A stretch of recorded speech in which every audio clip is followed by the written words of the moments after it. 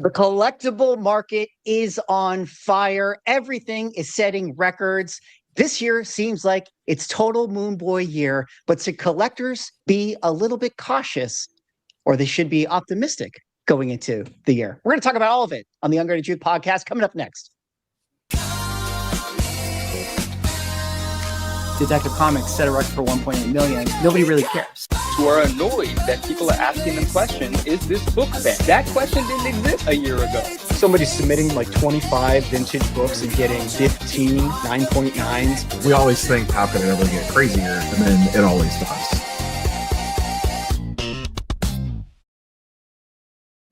Ladies and gentlemen, welcome back to the #1 show in the universe, The Ungraded Truth, the greatest collectible podcast that has ever been done, ever been made, ever been streamed, probably will ever be.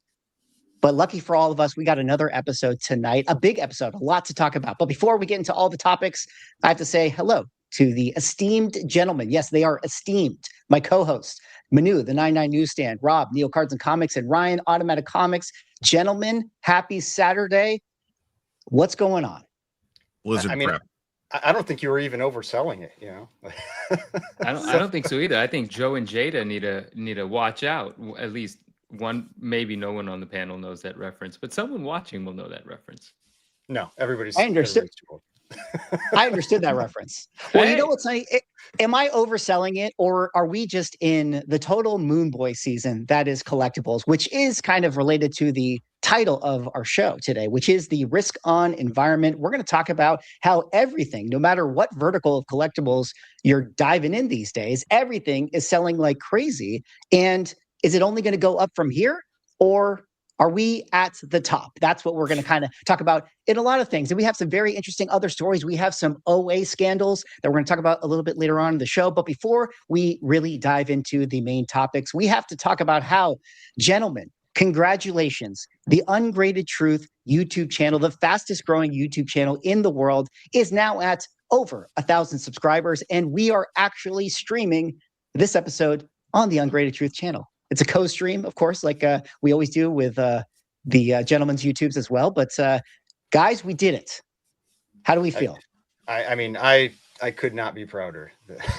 Yes, ditto. this 1,000 subscriber milestone. This is the most proud accomplishment we've ever done in our lives. I hung it on the refrigerator. I think that everybody in the chat should hang it on their refrigerator as well. But if you have not subscribed to the channel, I would ask, if you enjoy what you see here, head on over to the Ungraded Truth YouTube channel, link in the description, give it a sub. We got to grow this to 1 billion subscribers. But maybe more importantly than that, the Ungraded Truth is also on Spotify. You can get all of your Ungraded Truth goodness on any RSS feed, but of course, Spotify, link is in the description. If you guys want to head over there, give it a follow if you want to listen to us. Look at all those 5-star ratings. Look at all these 5-star ratings. Unstoppable. We need more 5-star ratings, okay? That would be amazing if you guys could go over to the Ungraded Truth at Spotify and give it more 5-star ratings. But fellas, we're just killing it right now. We're gonna talk about the big topics of the show, but 2026. Can you guys believe how much of a Moon Boy season it is right now? Have you guys been buying anything? Are you guys opening up your wallets like everyone else is in collectibles? I spent too much at the end of last year. My Moon Boy season started a little early, I guess. So I have not dove into buying something else yet. I bought a few little things here and there, but yeah, not a big item for a couple months. Oh, you guys, what about Manu or Rob? How's your buying these days? Are you feeling like why not? Everything's going to the moon. Buy. Oh my God, there it is. So Mr. Moneybags over there. I went to a show today, and there were even more card vendors than it was the same show. They held it a little closer together than they normally do. There were more card vendors than even the prior one. Like the comic section was becoming a lot more card vendors. And now maybe that's just because they held two together and they had space open. But I was also seeing One Piece taking some pretty prime real estate with those vendors. So it's out there right now. People are feeling the hype on it, and so they're definitely pushing it. I still want to know what One Piece is, so I look forward to tonight's episode because I feel like I'm going to get an education. Oh my god. Oh, sorry. why don't we dive? Cartoon pirates with boobs. There it is. All right. I'm Also up to muscles. speed. It's one or the other. It's Throwing for little everybody. swords, you know. Yeah. Well, speaking of, maybe we can give Manu that education right now, because that Let's is go. the top story that we have to discuss, which is, of course, the One Piece madness that is going on right now. I just have a few sales that I wanted to kind of put into perspective for you guys right here. Here we have the 2025 One Piece red manga alternate art for Monkey D. Luffy. Did I say that right? Luffy. Absolutely right. Luffy. Absolutely right. Yeah. That sold in a PSA 10 for $24,000. This is a 2025 card, a modern card, guys. Think about a modern comic book ever getting a number for $25,000. We have people. I thought Absolute Batman was creeping up on that number. Well, we're going to talk about Absolute Batman in a second. It's just a hair away from $25,000. We also have people right now in the One Piece TCG Reddit pages talking about sales like this, wondering if this is a real deal sale. Like, are these numbers for real? We have crazy sales going on for another piece right here. That was the One Piece TCG monkey card. That was a serial number 89 of 700 that is being reported as a sale of $36,500. Here you guys have it. I mean, it looks like a legitimate sale. It, had a best offer accepted, but $36,000 for a serial card, mind you, that is a serial of 700. Are you kidding me? $36,000. We have Apparently, Manu did not read the notes before the show. Listen, we're getting you and right now. He's like, I got to get into right this. Now. Yeah, This is something else, You man. guys should be in the loop on this though, because One Piece is the number one selling comic book of all time. Well, the number one. Number one selling comic book of all time. Let's not get started with a comic versus manga conversation here. We got to finish this out. All right, we got a ton of Nami cards, which of course, guys, I don't know why this character sells. Maybe you guys can use your imagination as to why people want to collect her. I almost said Pokemon cards, her One Piece cards. And then let's kick it off now to the roundtable discussion. And I'll set you up here, Neo, with your post right here, being the One Piece resident expert, the One Piece card collector that you've been doing this for years, obviously. Yeah. You made this post right here with obviously a ton of crazy 5-figure sales. But what the heck is going on with One Piece trading cards? I thought that they were supposed to be a big loser in 2026. I don't know, but I have triggered chat with the calling it a comic book instead of a manga. So mission accomplished on the driving engagement. Yeah, that was the plan. It's in the ultimate hype phase right now, and it's basically a land grab. So everyone's, you're in that phase of it's going to keep going up. So I need to hurry up and buy before it goes up again. And you're seeing just like comps jump each other left, right, and center. And the pop reports are large-ish, but not huge, given the overall popularity of the show and people coming in.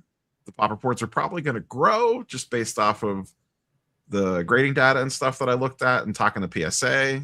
So we'll see how this all shakes out. The question is will enough people actually want to own these? And there are some folks, I mean, you count myself included, that have started watching the show because of this and actually and then realized it's like over 1,000 episodes and are like, oh my god! It's like, this show's good. I guess that's why they made 1,200 of them. I mean, and somebody commented about surprised you guys don't know about the Spidey Magic the Gathering cards. Oh, we do, we know, and they have done terribly. So, so everything card doesn't necessarily go up right away. But it is cool of him to point out that there's like the ASM 316 card in there. It's like a really good looking card. And now the PSA 10s are available. I'd imagine they're not too pricey. It's kind of a fun buy. I might pick one of those up in a PSA 10. Corey, we will talk more Marvel Magic trading cards throughout this calendar year. I have a feeling it's going to show up a lot more. But Ryan, what do you kind of make of the whole One Piece craze? I mean, I know you know a little bit about it, and you were kind of thinking you made mention of the sort of hockey stick valuation that One Piece saw at the end of the year, but it feels like we're still getting pretty hot. Oh, I mean, well, it's the type of thing like that. We're very near the beginning of that one. And so that's why it's like, I don't know so much if One Piece will correct this year. Like, who knows how long? Like, the Pokemon run last year lasted an entire year. Now this seems like it got crazy fast. Like, I mean, like 0 to 1,000 miles an hour, really. Because, I mean, honestly, like if you watch some of these other like TCG channels, they were struggling to sell One Piece cards 6 months ago. Like, you were giving that stuff away, and then I don't know what happened. You know, it's not like I don't know if it was a set that started it, but not really, because all the sets seem to be doing pretty well, other than there's a couple that aren't desired as much. But I don't know what triggered, if it was just like, you know, the Poke Bros were like, oh, Pokemon's starting to fall, we need to start putting our money into something else, and it just happened to be One Piece. Is that what it is? You know, like, are there like there's a lot of talk about are some of, and I think you're kind of implying this or talking about that there, that are some of these sales like fake sales that then cause the thing is, though, it's like, are they fake sales that then caused real sales, you know, where somebody actually buys it, you know, and then how, like, once it's real, does it just make it real? Like, it caused the real demand to appear very quickly versus organically. Like, I mean, I think if you're buying a 1 of 700 card for $36,000 right now, your risk meter is broken. And, you know, and we're probably averaging a little older than a lot of the people that are, well, I don't know, like, it might be the older guys that are spending, that have 35 grand to buy this stuff. But like, I think that as you get a little older, you start to like realize, like, that's a lot of risk to take on. And if maybe it does go up, it doubles and it goes to 70,000, or maybe it goes back down to what it was before, and it's like a $5,000 card and you just lost 30 grand. Like, if you're willing to take that risk, go for it. But that is not the type of risk I would be willing to take. It's just, it's too much. I mean, you can, there's definitely a bull and a bear case that you can make for it. The bear cases is that we have seen this happen in pretty much every collectible ever. And we all know how that story typically ends. When stuff spikes like this, that it usually never sustains and can't hold. The flip side for the bull case is that One Piece is already an established TCG. It's been around for at least a few years now, and the game seems pretty popular. Like, the actual playing of the game seems popular, and it's survived like its initial launch, and multiple sets have come out, which a lot of these don't. One Piece itself is super popular as a property, so it has that going for it. Can you tell us real quick, like, what year did that IP come out, so I have some sort of meter in comparison to Pokemon? I think, or 2000 is when the anime started. Oh, that's not too far after Pokemon, so it's had a. I think Ryan, do you know? I think they pretty much started pretty close together, didn't they? I don't know the year it started. Okay. I mean, they literally have 1,200 episodes, so it's been around for a while. But Okay. I'm pretty sure it's the late 90s, early 2000s. I'm sure chat's probably already on it. 78 points. What's up? He says 94. We've got 94 and 99. So, two very different answers. so we can average it 97. So chat's not super on top of it. But so the game's been established for at least a few years now. And some of these cards were pretty expensive prior to this. Like the Luffy that I shared on the Instagram post that was going for 20 grand. That was before everything went crazy. That was a $5,000 card. So it wasn't like it went from like $100 to 20,000. It went from 5K to 20K, which, don't get me wrong, is still a massive jump, but it's not like that card, they were giving that thing away prior to everything going crazy. So there was an established collector base willing to spend decent sized money on this stuff prior to things going crazy. And now I don't know if it's what, you know, Ryan said with Pokemon people potentially flooding in. Is it people that were already One Piece fans that now realize there's cards all of a sudden? A little combination of both. Probably some overhype, probably some sports card guys, probably some people just chasing money. I think it's just a little bit of all of it.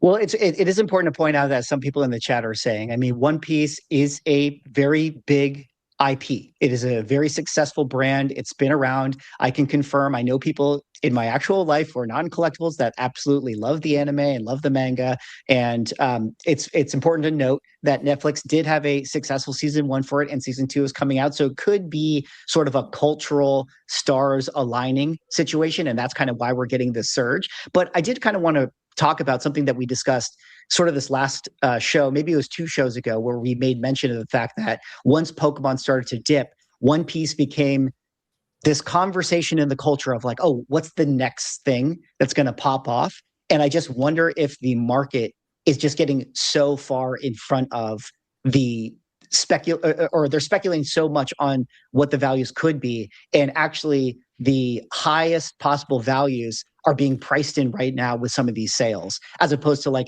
this value, say, of this card maybe hitting 5 figures would have organically got there, but now people are sort of spending that money that they think that these things are going to sell for 5 years down the road. And Rob, I kind of want to ask you 2 things that I think would be interesting to talk about. One is just the sentiment, as you do have your TCG channel, and when you've done One Piece coverage, like, is the culture in the comments or the people that you feel talking about it, are they like, this is ridiculous, or are they like, this is going to the moon still? Or like people don't even know and they're not even ready. And then number 2, remember how much we talked about Marvel trading cards like popping off? And it was because like the sports card constituency was like, what's the next thing? And everyone just thought Marvel cards, and that became the thing. I wonder if that's what's happening with One Piece, but I'll throw it back to you with those 2 questions. I'll answer the second one first. There's for sure some of that happening, because I've seen, like repack buyers coming in and now looking for One Piece stuff. I'm in a bunch of sports card Facebook groups, and I'm seeing people selling stuff, buying, looking to buy, looking to sell, people cleaning the shelves for retail, flipping it at card shows now and in online groups. So that is 100% happening. And that's probably driving it even higher than, I think it was already like, okay, we're starting to take off. And then it got like another boost from a lot of the regular card folks coming in, both from the sports and Pokemon side. Regarding like the sentiment in the comments, because I have done a few One Piece videos, and you get both sides. I get a lot of basically that bull case for Pokemon or for One Piece that I just laid out, and then you get a lot of the Pokemon folks being like, oh no, this is nonsense. Look at the pop count. This doesn't make sense. What are you doing? Like, this should sell for more. So there's definitely some push-pull there. The other thing that's going on too that I kind of feel bad for is the game itself was very popular, and those folks don't know what hit them.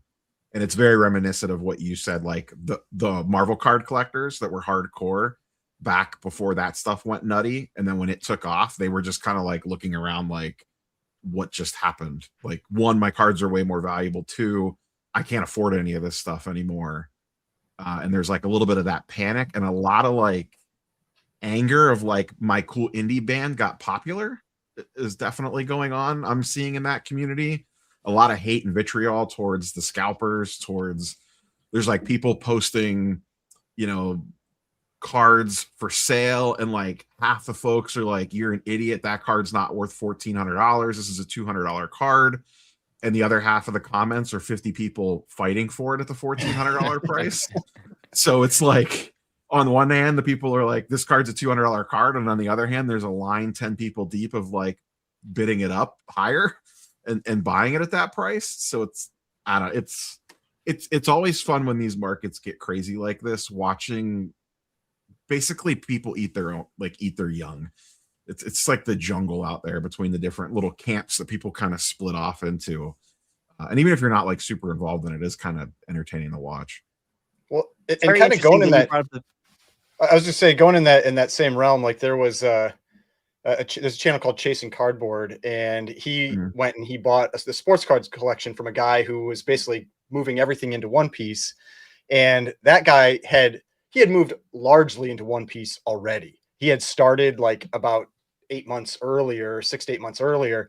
And he was talking about, like, he actually played the game. He likes the game and everything, but he's like, these players, like they weren't thinking anything about the potential values of these cards. And I was getting all these like great cards from them and everything, and they didn't think anything of it. And now like a card that, they didn't care about because they were only looking at it from the play perspective, he'd get is like a $15,000 card now, and it's so like you had mentioned, like getting kind of punched in the face. I think just, none of them were thinking about it from a value perspective, which is understandable considering, I mean, 6 months ago, people were struggling to sell them. So like they just weren't seeing it, but he took that, that initial, that risk. And for him, it really paid off. But those are the people that generally make money in these situations. The ones that were a little bit ahead.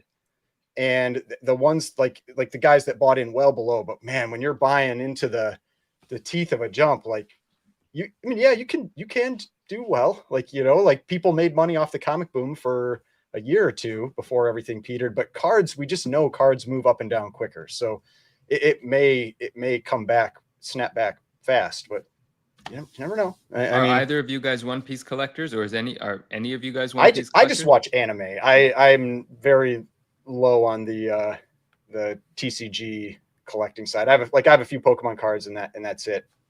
But no, I don't own any One Piece cards. If I could ask a technical question real quick, because I'm very curious about what these values might mean, and for me to better assess the risk here. So with that card that's numbered out of 700, the example you guys showed was 89 out of 700, and I believe it was a Beckett 9.5, right? And that thing sold for $36,000.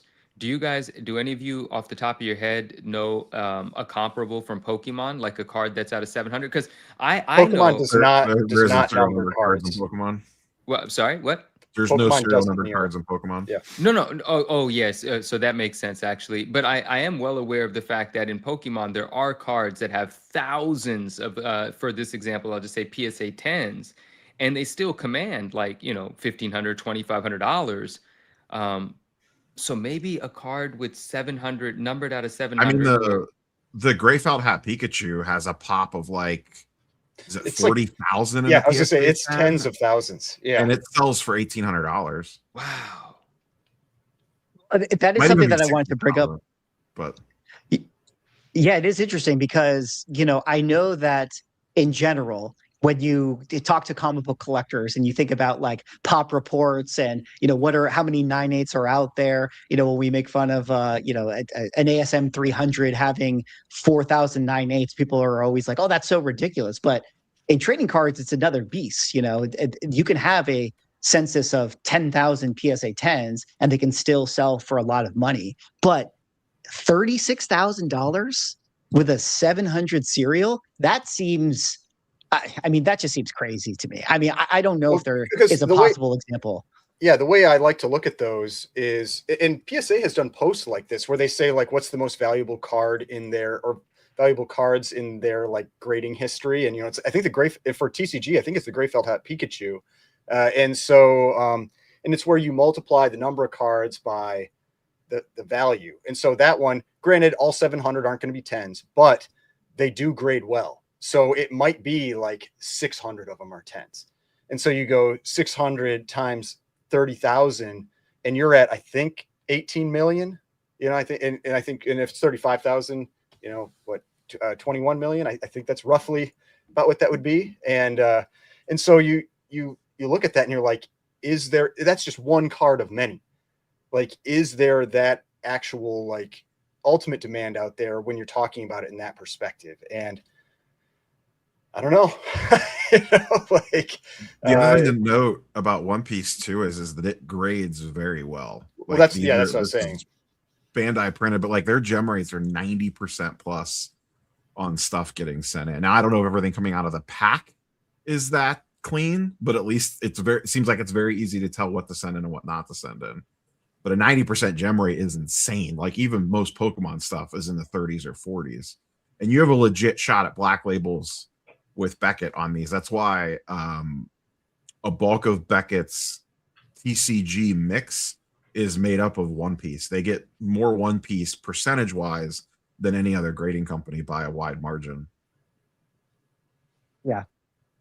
Well, it's pretty interesting to see, everything kind of going on with One Piece. And I think it's going to kind of lead into even the bigger conversation about, the title show being risk on. I do find it fascinating that there's always in collectibles, there's so many people are so excited to speculate on the next thing versus becoming a pure expert in one thing. And I kind of think about you, Manu, where it's like you have 3 things that you know so well that you sell, and that's how you are very successful. But then meanwhile, the market is always sort of chasing like, oh, but if I buy this now for $1, imagine it could be $1 million, tomorrow. And so it's just so funny how people see the dollar signs in that sense versus like, you know, if you have asymmetric knowledge and you just really focus on one thing, you could still do very, very well with it. But I don't know if you have thoughts on that. No, I absolutely have thoughts on that. I appreciate you saying that. And like the initial thought is like, yeah, these numbers are exciting, but forgive anyone watching this that's a huge One Piece fan. This is a personal thing I'm about to say. I don't care. You know, like the money is not enough to get me to invest my time in a generally like organically I'm not interested. That's a better way of saying it. Not I don't care. That's harsh, but I can't, if I don't organically get drawn towards something, I'm just not going to be there, right? I love the business of collectibles. I love the idea of an arbitrage, if it's possible. In this market, it doesn't seem it is. You know, in this market, you're buying into something that's already getting very expensive, but maybe there's some opportunity to, who knows, right? But I'm not going to put that much energy into trying to capitalize on this excitement, on this enthusiasm, because it's not an interest to me, right? And so I am that sort of person that even if something exciting is happening outside of my realm of interest, I don't go running there. You know, I'm not going to start creating content. Well, I guess this is a piece of content about that I'm a part of. But, you know, independently, I wouldn't start creating content. Yeah, right. Independently, I wouldn't start creating content about One Piece. But it is still fascinating as an observer of markets, as an observer of the psychology of collecting and investing and selling and all of that. It's fascinating, right? So from that perspective, I do want to know what's happening. But yeah, my way of going about all things is kind of like, where is my heart and focusing, right? So it's depth rather than width or something of that sort, right? Like being a master of that, being the go-to for that sort of thing rather than trying to cater to whatever's hot at the moment. And that ties into a lot of things, right? If you're always riding a trend, well, you're never really establishing a foundation. You're always going to have to jump from one thing to another. And that's not to say that everyone in One Piece is riding a trend. I'm sure there's hardcore, like know everything about it, experts like really deep in the weeds doing great because the thing they love has just blossomed and they were probably unknowingly prepared for this moment, which is so exciting. And I've found myself, you know, in small bits in things like that before, but never at this scale. So it is of interest to me generally, but in terms of like, is it going to make me start collecting One Piece? I don't think so, because I'm only learning about it now. One thing that is really notable is, Rob, you talked about the ingrained game or player base kind of being blindsided by this whole collector, speculator fiasco that has happened, or not fiasco, but just a surge in attention here. And I thought that this post was really interesting, that One Piece is going all out to stop resellers. Check out this post that Courtyard posted, but this is from the One Piece card game, where they had an important announcement: to help prevent resale and ensure the continued availability of our products, we will remove the plastic shrink wrap from booster boxes at the time of purchase in all US One Piece card game official shops. We sincerely appreciate your understanding, cooperation. Can you imagine that you go to an official One Piece store and when you buy a set, they remove the shrink wrap? I mean, I thought it did happen with Pokemon, though. They did it for Evolving Skies. No, maybe? Prismatic. Prismatic. Yeah, they did it for Prismatic for a while. Like a little while when things were going absolutely crazy. Yeah, but it wasn't official communication from Pokemon itself, though. That was just something some local shops would do to like kind of protect their customer base. Pokemon, like the corporation, never sent anything like that out. But they were also selling them sealed, but they're like, you've got to pay market. So it's basically you had a choice. Like if you want the shrink wrap, you're paying market price. If you want it with the shrink wrap removed, we'll sell it to you at like MSRP, basically. Interesting. Can we double click on that for a second? Because I'm curious, like, what would the fallout is there? Like, when in that post, if you kind of dive into the comments, a lot of people are like, "Oh, well, there goes the One Piece market back to Pokemon," and then some people are like, "Oh, thankfully, or thank God they're making this happen," and then other people are like, "Well, this is just going to make sealed products even more expensive." What was the fallout, if any, when card stores did that? I don't think that they're really, I personally haven't seen any crazy fallout from it one way or the other, because I also don't know how many, like what the percentage of official shops are versus shops that just have allocation. So I don't know how big of an impact that actually had. Well, I mean, one other thing is that at least it seems like for now, I don't know how much these, I mean, with the price of the cards, maybe it's continued, but, and I think we maybe talked about this on the last show, that the One Piece product generally is less punishing to open. So like Pokemon, opening Pokemon cards to make money is, you are a fool. Like you're just gonna get wrecked. But One Piece, that really wasn't the case. People were saying like you could open One Piece and you could still like on just an average box get 60 or 70% of your money back.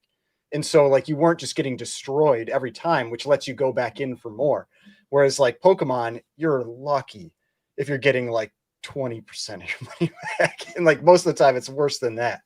And so like that could be part of why that doesn't have a huge impact, because it seems like some of these cards have so much value that, and I know some of them are like tournament cards and that kind of thing. So that obviously that's different, but some of these cards have so much value. Like I saw one post where a guy was talking about like one of the red Luffy's, and it was like, they're still printing this, and it was selling for like 15 grand or 10 grand, you know? And so it's stuff like that where people are opening product because the value is actually like not as offset as you get with almost every other card product, like sports cards, Pokemon, like you get destroyed opening product, but One Piece, not so much.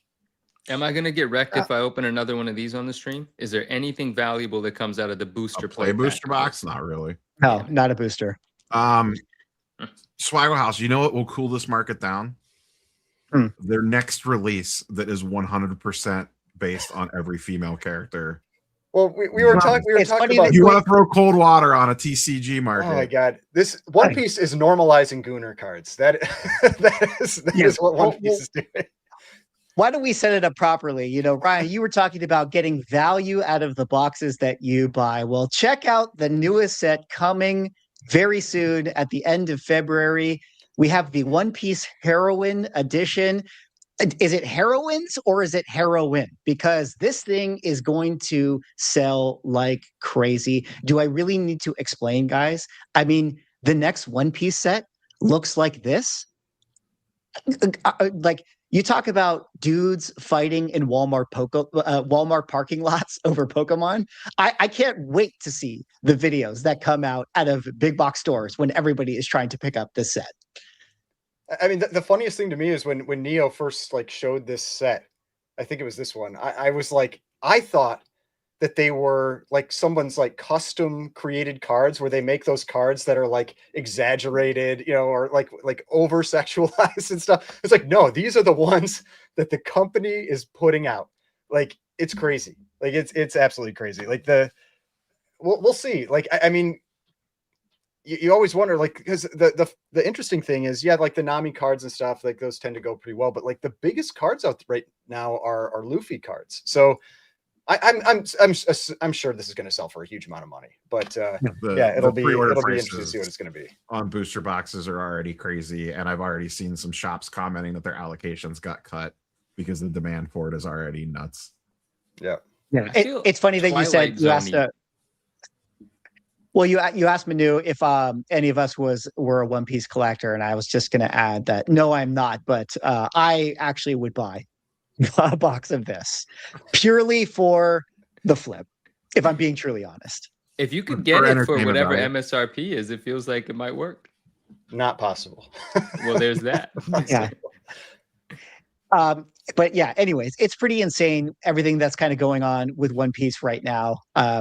We'll have to take a look and see how this market continues to go throughout the calendar year. It is definitely one of the hottest things that is out there right now. And even the cards that we didn't show, you know, still new modern product of Nami selling for $5,000 a pop. So even if this set doesn't become like, you know, a major 5-figure card market, you know, there's still going to be hits in there that people are still going to sell for 4 figures all day. And so those things are going to sell like crazy. And I just don't see it stopping anytime soon. But, may I ask a question before we ahead. completely move on? It's like it's related, but so I mean, clearly the card market is doing great. You know what I mean? When we're talking about Pokemon, we're talking about One Piece and all of that. These are card collectors. Yeah, they're IP specific, but it's still grading companies like Beckett and PSA, and I'd assume CGC is grading some of this product as well. Although I have heard that the TCG crowd is not too fond of I don't know, never mind. I'm not in there enough to know what I'm talking about in that. But it is obviously great that the collectible market is thriving, regardless of if these cards for 37,000 are going to collapse or pull back. Someone is still excited enough to buy them. The question I'm getting to is there a chance that this will have a positive effect on Marvel cards, which is such a tiny market compared to any of this? But like, is that going to spill over? Are people's interest going to say, hey, I remember Spider-Man too? And then, 90s cards and PSA 10s with a pop of 200, will they all of a sudden go from $30 to 300 because 200's not that many? Like, is there a possibility of that? I don't think so. Because I mean, maybe a little bit, but we're not that far off of everybody getting burned on that from 3-4 years ago, when we basically had that. Like, I feel like Marvel cards already had their moment, and now it's just normalized. No, another moment coming at some point. People have long memories. 66 Donruss blew up, but that's a different story. Hey, really quick. Sorry. Go ahead. No, nope, please. Go ahead. Nope, go ahead. Go ahead. The 1966 Donruss, obviously the first, Marvel card set. Funny enough, I met a new collector today. We did a deal together, and I'm not saying who he is, but most recently, card number 34 in a PSA 8 sold for an accepted best offer of $6,600.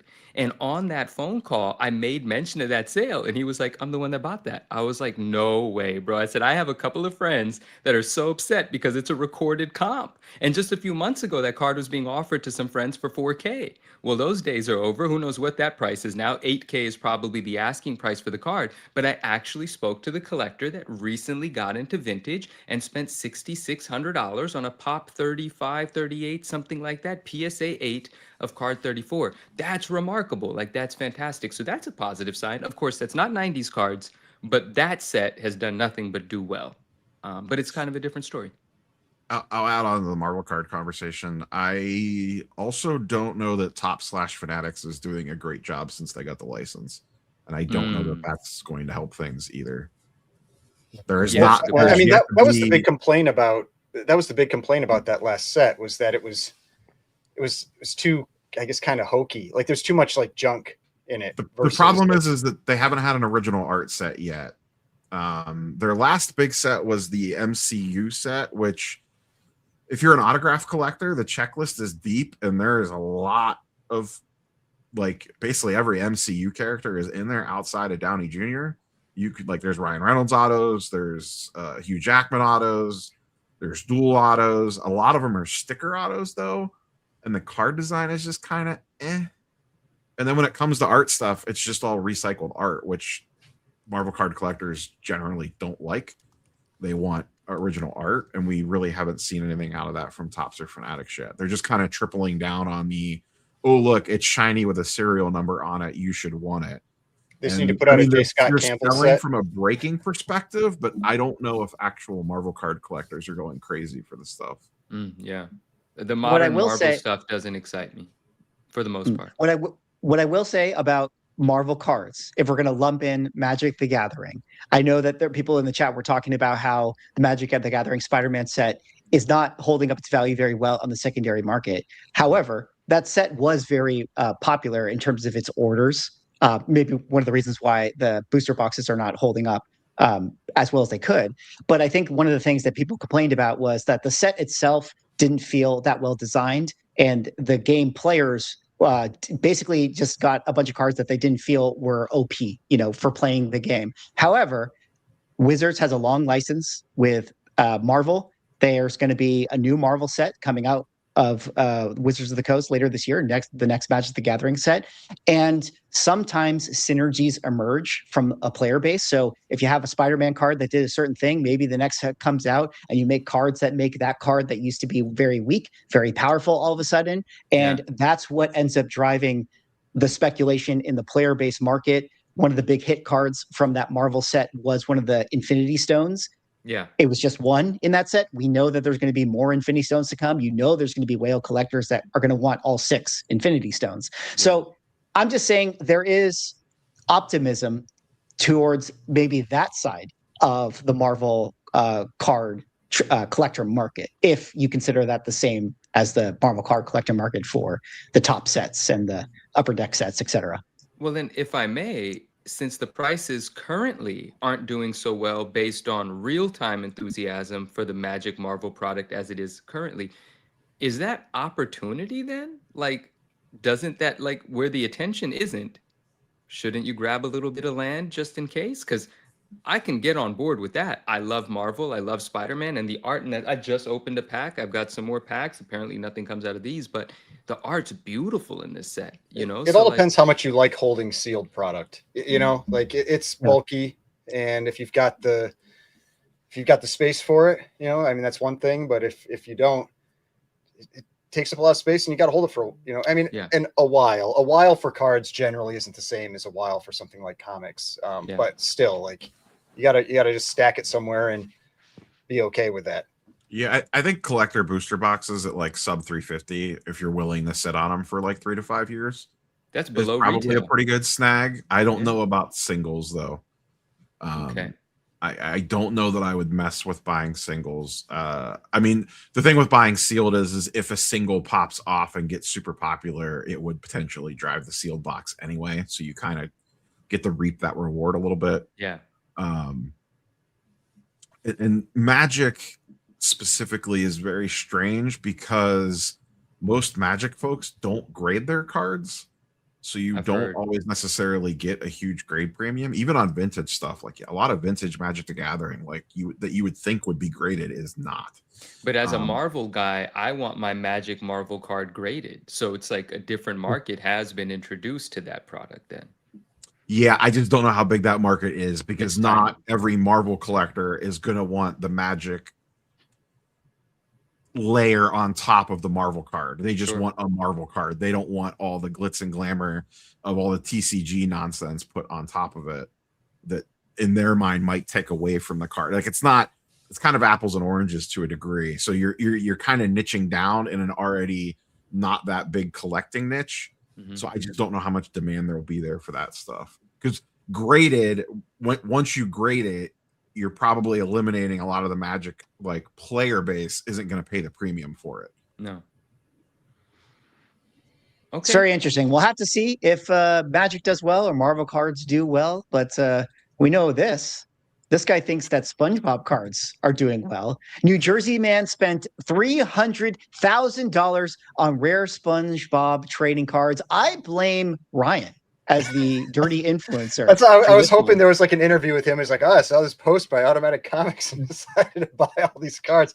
I mean, but it basically sounds like he bought like almost all those sales where you're like, oh, it's randomly 10,000, 6,000. It seems like he was just clicking buy like over and over and over again. That is Ryan, actually. Eggplant Comics just said, is that Ryan? That is definitely Ryan. Ryan wears Supreme jackets when he's I think not he's on got screen. a red beard though. Mine's I don't have the red hair. Well, you Say dye hi. yours when you go on your SpongeBob Yeah, buying That's spree. true. To So throw off the people. does anyone know who this person is and how much money he has? Because obviously, you know, that has something to do with this thing that he just I mean, he's wearing a ventured off to Supreme do. coat and he spent 300,000 on Pokemon, so I'm guessing he has. So a who decent is he? amount Is of he money, some or a large NFT amount of guy? debt. Is he some crypto It just guy? said Like, it who is just this said guy? he was the article or the post just said he was in like finance, like Wall Street type finance stuff, and he had always wanted to get into investing in cards, and he decided to. It seems like he decided to go full bore into SpongeBob. It's fascinating. Well, here's really why I bring it up, and I find it really fascinating. It's because obviously, you know, this is kind of a funny, kind of niche thing to go into and spend this much money on SpongeBob cards of all things. But I found that the comment section was just so in celebration of this. People were so, you know, happy for this guy and cheering it. I mean, maybe it was a little bit of irony that they were kind of cheering from, but there wasn't a lot of, you know, a fool in his money or soon parted type of sentiment within the standard comment. Yeah, comic exactly. Language, Exactly. Ryan. Similarly- Language. but similarly now, you know, we have posts like this, and you know, we just had a Gary V post where breaking news just 6 hours ago, the #1 issue of V Friends in a CGC 10.0 done by J. Scott Campbell, by the way, this variant cover sold for $10,000 on eBay, Man, which I is want- wild. It Go is wild. I want to go on record saying, huh, I think this is a legit sale. It's not that crazy to me. The book's Yeah. numbered out of 555. I don't know how many No, it's 10s exist. crazy. It says one of It's just crazy. 3 copies in a 10. Man, this is fine. Let someone have some fun. I think this is I mean, a cool that's the pickup. thing. Like, So, wait, I let's do get not this straight. care how people spend their money. Like that means nothing to me. Like how someone else wants to spend their money means nothing. The only thing I ever kind of offer out there is like I look at it from like, you know, if you care at all, and if somebody's spending 10 grand on that, they don't. They probably have plenty of money anyway. And so, Let me- but it's the risk assessment is usually what I'm looking at it from. But if you want to spend 100,000 on that or whatever, that's fine. Like that's your money. Like people are adults; they can do what they want. That thing's on, not Lauren. going to go Let down me- in value. It's already worth $1 million after that purchase. You know how it goes, Ryan. That's just like that dual signed car that Mr. Wonderful got. It's 20 million now. He just 20 spent million. 12 He's million on he's it. like, yeah, is it just 20 million? Sorry, we derailed Swag. Swag, get in here. We're No, sorry. it's okay. Wait, no, I'm gonna square this circle, okay? And I want to throw it back to Ryan here because again, I showed the SpongeBob thing, and we see the Gary V, $10,000 CGC 10.0 purchase, and we just started the show talking about One Piece, and you talked about risk assessment, but risk schmish. That's kind of how I feel right now about just everything in collectibles. And Brian, I kind of wanted to, set you up and maybe, talk more about this. We've had private DMs and conversations about like, you could just kind of feel like that people are just less cynical about collectibles and specifically comic books, which we spend most of our time talking about, but maybe like kind of unpack that sentiment and this idea that, I don't know, like 2026 just feels like a buy year. Well, yeah, I mean, so with that, I was talking about that with a couple guys at the show I was at today too. I was just saying, I was like, when you make YouTube content, you see a lot of comments like all the time. And you just like something within the last couple months has just felt a little more positive. Like you're always going to have troll comments. You're always going to have some negative stuff, but like it's generally felt just like a more positive vibe on everything. Also, like just like things like my like views on certain types of videos that previously wouldn't have done as well are doing better. Like there's more interest. I'm seeing a lot more posts on the different Reddit subreddits that I follow of like, I'm a new collector, and they're, asking questions and that kind of like a lot of that I'm seeing right now that I wasn't seeing before. And so it does feel like there's this positive trend. I mean, I was watching a Comic Tom video today and he made kind of like just an in passing comment, something very similar where he just like, I can't remember exactly what he said, but it's like about how it just feels a little different with some of these comics right now. And I can't disagree. Like it really does. And it's not, I know some people say like, oh, he sells comics. He's just trying to shill for this stuff. And maybe there is some of that. I don't know, but but legitimately, like we started talking about that kind of separate from one another. It was like, we both were feeling that. And I think from our comments in our videos. And so I think that's really interesting that something has shifted. And I know we've talked about before that comics often seem to lag cards. And we know last year was a super big return year for a lot of cards. Like after kind of a fall off after COVID and all that, like Pokemon started taking off again and everything. And is this kind of like the comics taking, about a year later, they're starting to feel the same type of move. I'll piggyback off of that. Oh, go ahead, Rob. Go ahead. I was just going to say, I just want to get this on the record. Manu, pro $10,000 V-Friends comics, anti $10,000 PCG Pirates. Not anti 37,000 out of 700, but I like the V Friends thing. Maybe it's because I'm a Gary V fan. That was going to be my follow-up question. On a scale of 1 to 10, where are you on the worship at the throne of Gary V scale? I'm up there. I like Gary. Chill. That's my guy. That's my guy. If I got Gary to come on the Ungraded Truth, would you be able to breathe to ask questions? I would have a hard time getting sentences together. I like Gary. We are friends of Gary V on the Ungraded Truth podcast, and I would like to send a special message to Gary that, Gary, we need you on the show because we would love to talk about all the things that you got going on with V Friends. Sure, I could get Gary V on the show. Well, and how then he totally did not buy awesome. that comic. He did not buy that comic. I want to ask Gary V about what is going on with private Me meetings too. with Vincent Zerzolo and Comic Connect. Vincent brought the Action Comics #1, the $15 million Nick Cage copy, over to Gary's place, and they had a conversation about it. I don't know if that implies that Gary is the one that bought the Action one, but very interesting stuff, So he's definitely welcome on the Ungraded Truth. But let me kind of pick up, Ryan, what you were kind of saying with just like this idea of like the positivity and the sentiment in the culture. Again, like I've been feeling it as well, independently, like you said, how you've been feeling it. I'm just starting to see more people, again, less cynical towards comic books, the values, books that you can invest in. Like, I could full well make a video that would be like top 10 Bronze Age keys to buy, and I wouldn't get any pushback from that type of content right now. And that's my sense, that people would be like, "Oh, this is a great video, Swag. Thanks so much," and they would just like take it in as like a nice piece of thing that they can watch. And I think that a lot of this is also being shown in some of the sales. I did a video the other day coming off of the He-Man trailer, and one thing that I thought was so interesting about that is there were a ton of buys after that trailer for DC Comics Presents #47, which is the first appearance of He-Man in comic books. And one thing that's most notable to me with that sale is that it's been a long time since we've seen like a movie trailer or a movie hype, especially related to a Marvel or DC property. Of course, you get it a little bit with other properties, but I know He-Man is kind of not quite DC, but it's a DC comic book regardless. You saw a lot of people buying after the trailer. We haven't seen that in a long time. And that was behavior that you got to go all the way back to 2022 to see that. And the more notable thing about it is that not only were we getting spec buys off of that trailer, which you could make the argument, maybe there has been some, but typically they're like that $5, $10 comic book. We saw 4 CGC 9.8 sales for that book.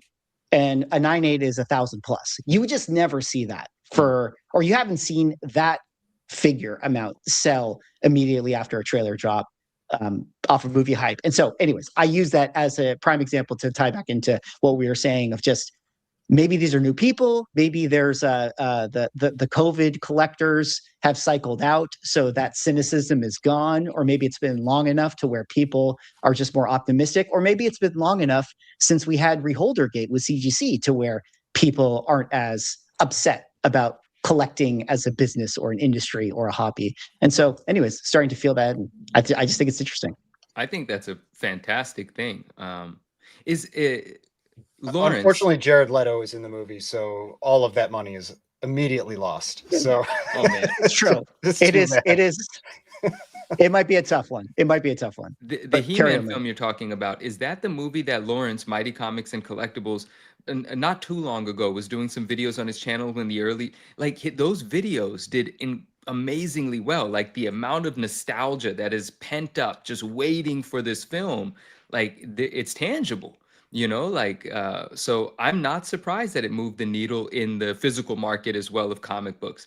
And it is fantastic to see. I love that. It doesn't feel like ridiculous. It doesn't feel like COVID in the sense that you could just buy anything, it's going to go up in value. But, where the interest is, man, people are not shying away at all from spending some money. I think that's cool. Absolutely. The He-Man toy collectors are, a very, very, very passionate group of people. And so I think that they are very excited about that film. Now, one other little example of people wanting to only hear good news is this recent clip that was put out by Ryan. Of course, the rest of us on the panel had nothing to do with this. Exactly. This was all Ryan. This was all him. But he got the Ungraded Truth in our very first controversy. But Ryan came out with his biggest loser of 2026 prediction last I love that Batman video. Every time. It's always right there. and he talked about how Absolute Batman 1 in a CGC 9.8 is a little too elevated in price right now and feeling like it's going to taper off. But again, relating it back to this topic, I think what was interesting is how polarizing it was. While there were a lot of people that felt like, well, clearly this is a logical take. Like, of course it's going to come back down. People were not happy about it. And again, I think it ties back to like, nobody wants bad news. Like, you're killing the party vibes right now. We're risk on, baby. Like 2026, you know? And so people don't like when you make, you know, petty little graphs about how this book is all tapering down. Yeah, my petty is strong right now. And this My petty is strong. And that's the thing. Like we would talk about this. So I was all on board with like Team Absolute Batman. I was just making my, you know, my commentary on it. And then I had some people calling me a moron or stupid or whatever in the comments. I was like, all right, I'll just start tracking this. so you can expect regular posts from me throughout this year as that book falls down in price, because it is going to, and it already started to. So, but yeah, you know, my pettiness, it's out there. We are definitely going to follow. We are definitely going to follow the Absolute Batman. But don't you kind of think that ties in to like this idea, you know, of like the bigger conversation with the risk on? Like, people just don't want to hear that this is not going to the moon right now. I mean, I kind of feel like that's what I got from the conversation. Oh yeah, people are moon boys right now. It is moon boy season, and it's one of the things. It's like, it's always just like you know what type of content you can make that's going to do well in certain environments, but I cannot make myself tell someone something I don't believe. And I just, like, if I feel that there's risk there and I don't believe it, I am not going to tell someone that they should be buying this thing just because, you know, that's what people want to hear right now. But you know, that's why I have less subs than than you guys do. So on this topic, and Swag did make a video about it, and we did have some friends reach out to us even weeks and weeks ago, and it just slipped my mind. I spoke to Swag about it, and I meant to talk about it on some of the streams, but it slipped my mind. But on this Absolute Batman topic, piggybacking off of Swag's video about how, I guess, the second print, what do they call, cover B, cover C? You know, the covers that came out after. Cardboard cover over top of the A cover. So right. So yeah. And it's on the A cover. The A cover has the same UPC. It's still first print. They have to be first print variants. Okay, they're first print variants. They're not second and third printings. They're different covers of the first print. But people have, and people can just simply remove the top cover, and then you have the cover A, the one that's selling for the most money. And we can't say for certain if this is getting through CGC. I imagine it is. If it's not detectable, well, then it's not detectable, right? And so do we think that, if like the education of that out there, would that potentially affect values, or is this big enough that no one cares? Like, it's still just going to do what it's going to do. I don't think it hurts the number. I don't think it impacts the numbers enough. I think it's just a way that people are making some extra money on this stuff. And I mean, both Mickey and I have made videos where we've talked about this, and the feedback is mixed. You know, there's definitely people that think it's okay. I assume they're the people that are selling those, that they're taking covers off. And there's people that don't. My opinion is I'm not okay with it. And the reason I can say, like, why I'm confident in saying that is that if you are not comfortable telling the person you're selling it to that you did this, you know what you're doing is not correct. Beautifully said. And bro. so, and nobody out there is taking those covers off and be like, oh, by the way, I took the cover off of this. This was actually the variant. Nobody that is doing that is doing that. And I'm not afraid to say that I agree with you in that. Like, I get it. It's the same book, and I understand Neo. Do you really want to know? But at the end of the day, personally, I don't feel that there's a gray area there. Like, the book was distributed one way and it's being resold with the cover being taken off. The knowledge of that, of course, is what's going to make the difference to the consumer, to the person buying. But just the idea of it doesn't sit well with me. I do feel that it is wrong to do. I'm not afraid of having that as my opinion, but of course it is happening. And should I buy a 9/8 slab of that book, I have no way of knowing whether that happened or not. So I don't really, I'm still going to be happy with my book. I don't know. Ignorance is bliss. It's an interesting one. Now, does that by chance mean that the cover B and cover C could have this idea of being more scarce now as a result, that some of them have been mutilated to produce cover A's? Could those potentially be up in value later once the story sort of becomes cemented as a part of the lore of this book? I mean, it all depends. I mean, a lot of those, like one of the things from Mickey's video that he showed was that those ones that were selling for cheaper started selling for more. Oh yeah. Largely probably because people were buying them to remove the covers and sell. Oh, that, yeah. You know, and so it's like, you know, did they go up because of that, or will they go up long term? I mean, you never know. Like a lot of times, cover A tends to be like long term, the more desirable cover. A lot, I mean, outside of ratio variance and that kind of thing, and even then, like a lot of times, sometimes cover A's outprice ratios. So, yeah, I mean, it's just the big difference has been that there hasn't been this extreme level of price difference that at least that in any recent memory for a book.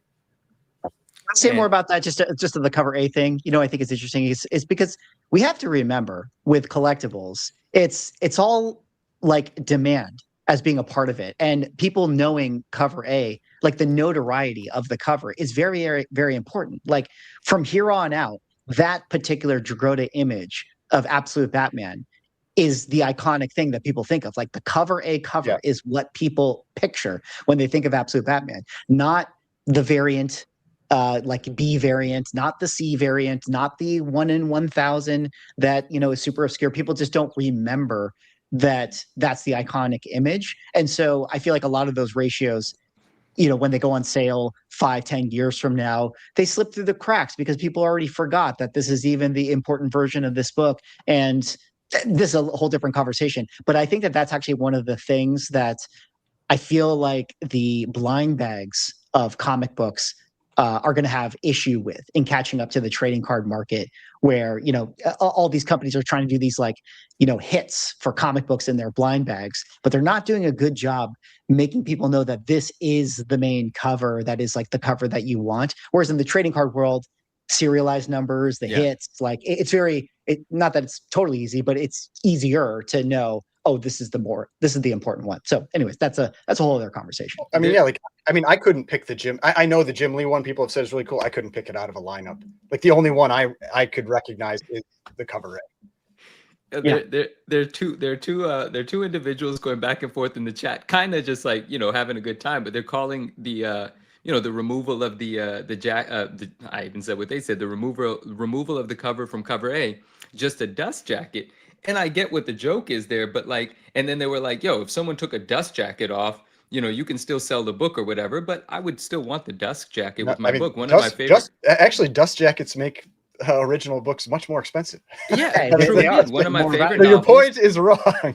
No. One of my favorite books, one of my favorite hardcovers. The artwork is on the dust jacket. Now the book beneath it is embossed and stuff, and it's still beautiful. But I want it with the dust jacket. But also, dust jackets aren't staple to the book, right? So for the sake of the joke, yeah.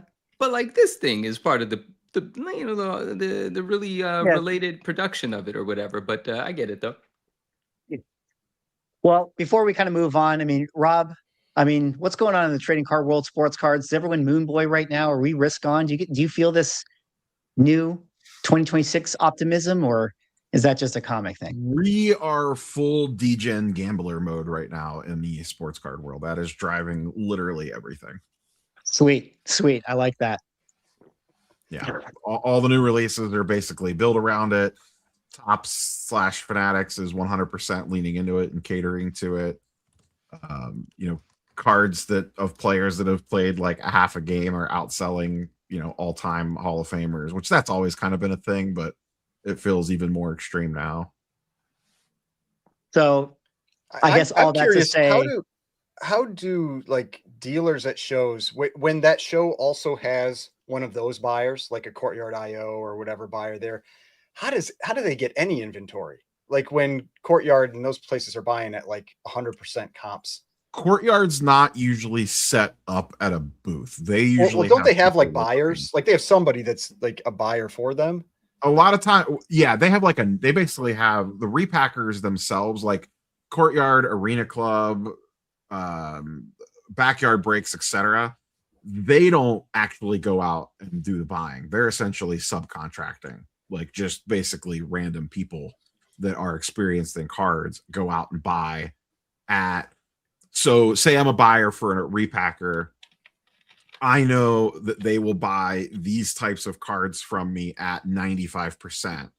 So I try to buy them at 85% and then just instantly make 10% margin is essentially how it works. And they have buying teams out there that do this. So a lot of the times there's not like there's a booth when you walk into the National that says Courtyard IO buying here.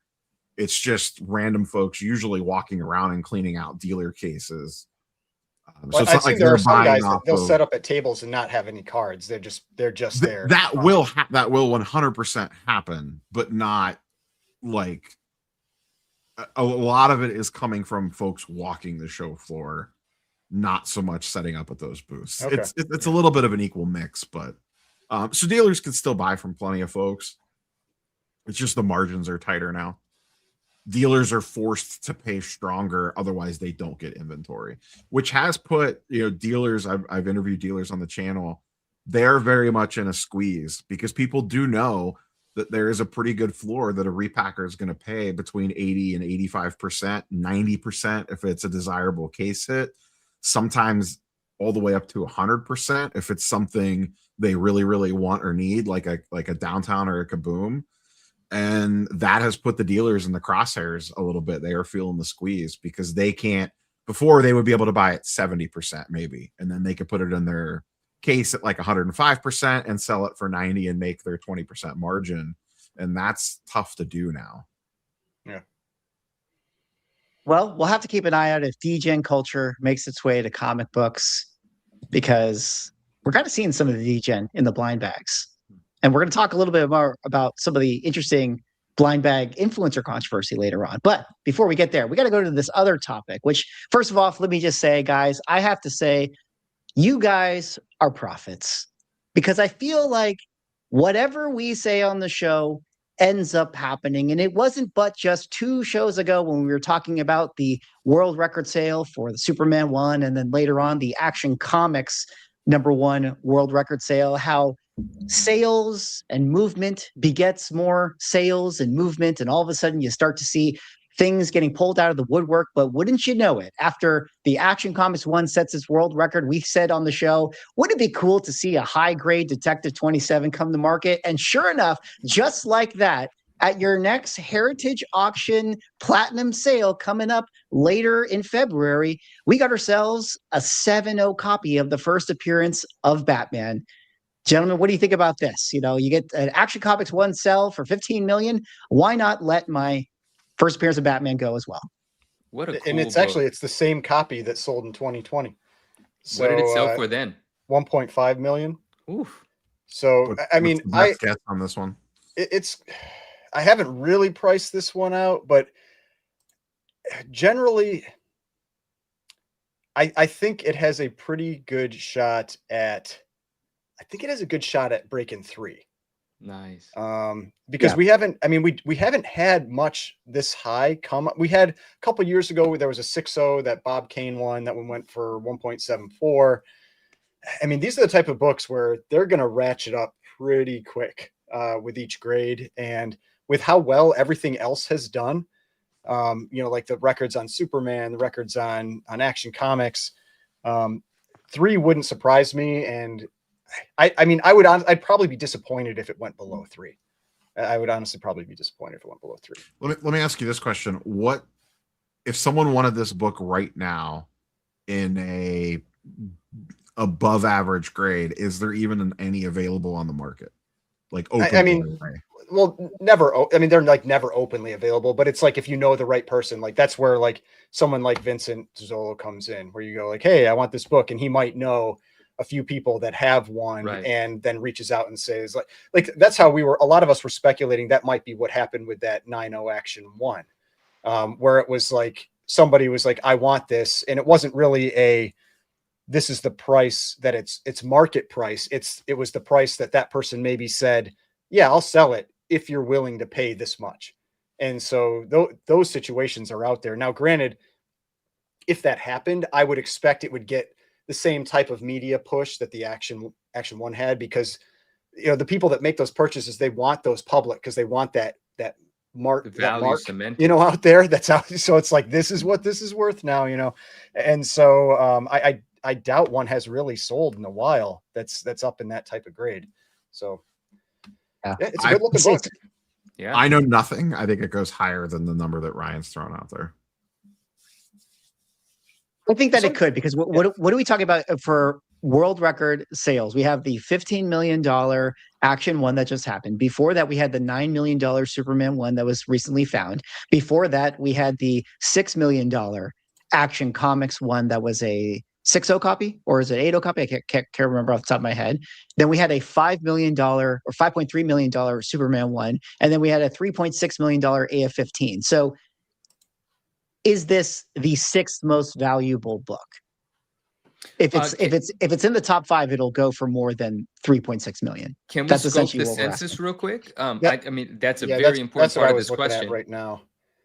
So there are 6 graded higher. There's Okay. 2 7.5s, 2 8s, an 8.5, and a 9.2. Okay. Oh, that 9.2, boy, that's got to be. I want to see that come to market. So, Oh gosh. I mean, Detective Comics 27 has always sold for less than Action 1 by Superman versus Batman, by a just fair kind of amount. general. Like they generally aren't even close.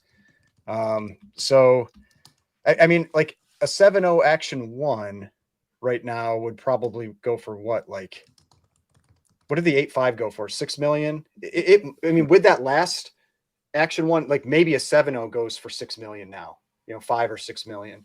And so that's kind of where I'm getting like maybe 3. But I would be, like I said, I'd be disappointed if it went below 3. So 3 to 4, somewhere in that range. But here's what's the interesting thing about it all, right? Is that we had these 2 monster sales. Then all of a sudden you get this book coming out of the woodwork, and within this auction as well, you got another Superman 1 at a 6.5 coming up for sale. You have another 1.0 coming up for sale as well in this same auction. You have some other pretty mega big keys. And then it's notable that the Fantastic copy, which, shout out to Darren, who got the bump on his book going from 7.0 to 7.5. He actually made this post that said he is getting ready to part with it. As you can see from the paper right here, for sale, trade, or cash. He wants to do it privately, not through an auction house. But I think it's interesting because it's like, sales begets sales, movement begets movement, repricing the market reprices the market. And now it feels like a lot of this stuff is like, all right, well, I might as well throw my thing into the mix. And shout out to, this original art page is going to be in that sale. We talked about McFarlane art selling for crazy. And now we have like this amazing McFarlane splash coming up. But the question is like, it's Moon Boy season, but is the market going to be able to absorb all of this stuff? Right. That's the question. What are we talking about? What? When does this auction go live? Because that auction is stacked. It's got potentially like multiple $1 million items. When does that close? The end of February? I think it's end of February. I think it's end of February. Yeah. So our first March episode could be very telling on what the rest of the year holds. Well, let's hope it's good. And granted, like we've talked about this before, like that market is also a different market. The super high end, but it is, but it has some downstream effects. Like if the high end feels positive, then people are going to be more positive walking out and buying a Hulk 181 or buying a giant size X-Men one. Like it filters down. I don't think it has a direct impact, but if people feel good about the high end, then that next tier down, people are going to feel a little bit more confident about potentially spending money. It might not drive prices, but it might help stabilize things. Well, and I think that's what we've, like, as somebody who buys and sells comics, that's ultimately what I want to see. I don't like the Moon Boy situation where you have this like crazy stuff and like you're like where people are panic buying because they don't think, because that's what happened during the comic boom, panic buying because they didn't think they'd ever be able to afford this thing or whatever. I'd much rather have a flat to slightly up. That's a much more predictable world to live in. And so that's what I would love to see for the kind of like the more like everyday person comic purchases than like this like constant downward trend that we've been stuck in for years. And I know, like, Mickey, you made a video at the kind of the beginning of the year, like where you showed that, it's like the last year, it definitely seems like the amount that we've tipped down has gotten less and less and less each year. And it was more or less flat for a lot of books in 2025. Yeah. So we'll definitely have to report in. We'll definitely have to see. I mean, comic books is still some questions out there, but in the sports card world, they're again moonboying as well as Kevin O'Leary, otherwise known as Mr. Wonderful, says that his Kobe and MJ dual logo man is now worth $20 million. He's feeling really good about his card, and why wouldn't he? Because the Honus Wagner that is currently on Golden Auction, this is a PSA 10. A lot of people say the greatest sports card you could own is currently sitting at $4.2 million with its buyer premium. And, being that you can list your Honus Wagner and get a $4 million, sales velocity begets sales velocity. Another Honus Wagner was like, owner was like, hey, I might as well sell mine. Now it is on Heritage Auctions with an estimated value of $3 million.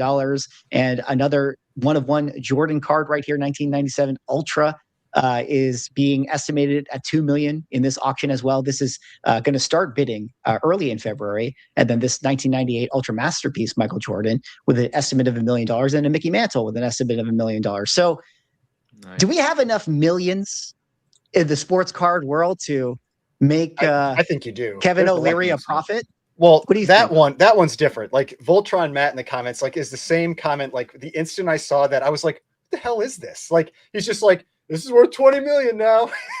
Yeah. Like that's what I do when I go to card shows now. I just declare things have gone up 100%. Put that on the market and we'll see.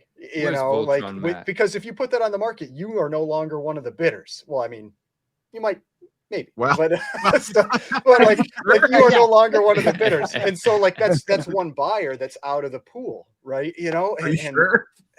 But yes, I know we've talked about this. That's so shout out Kevin O'Leary's jacket.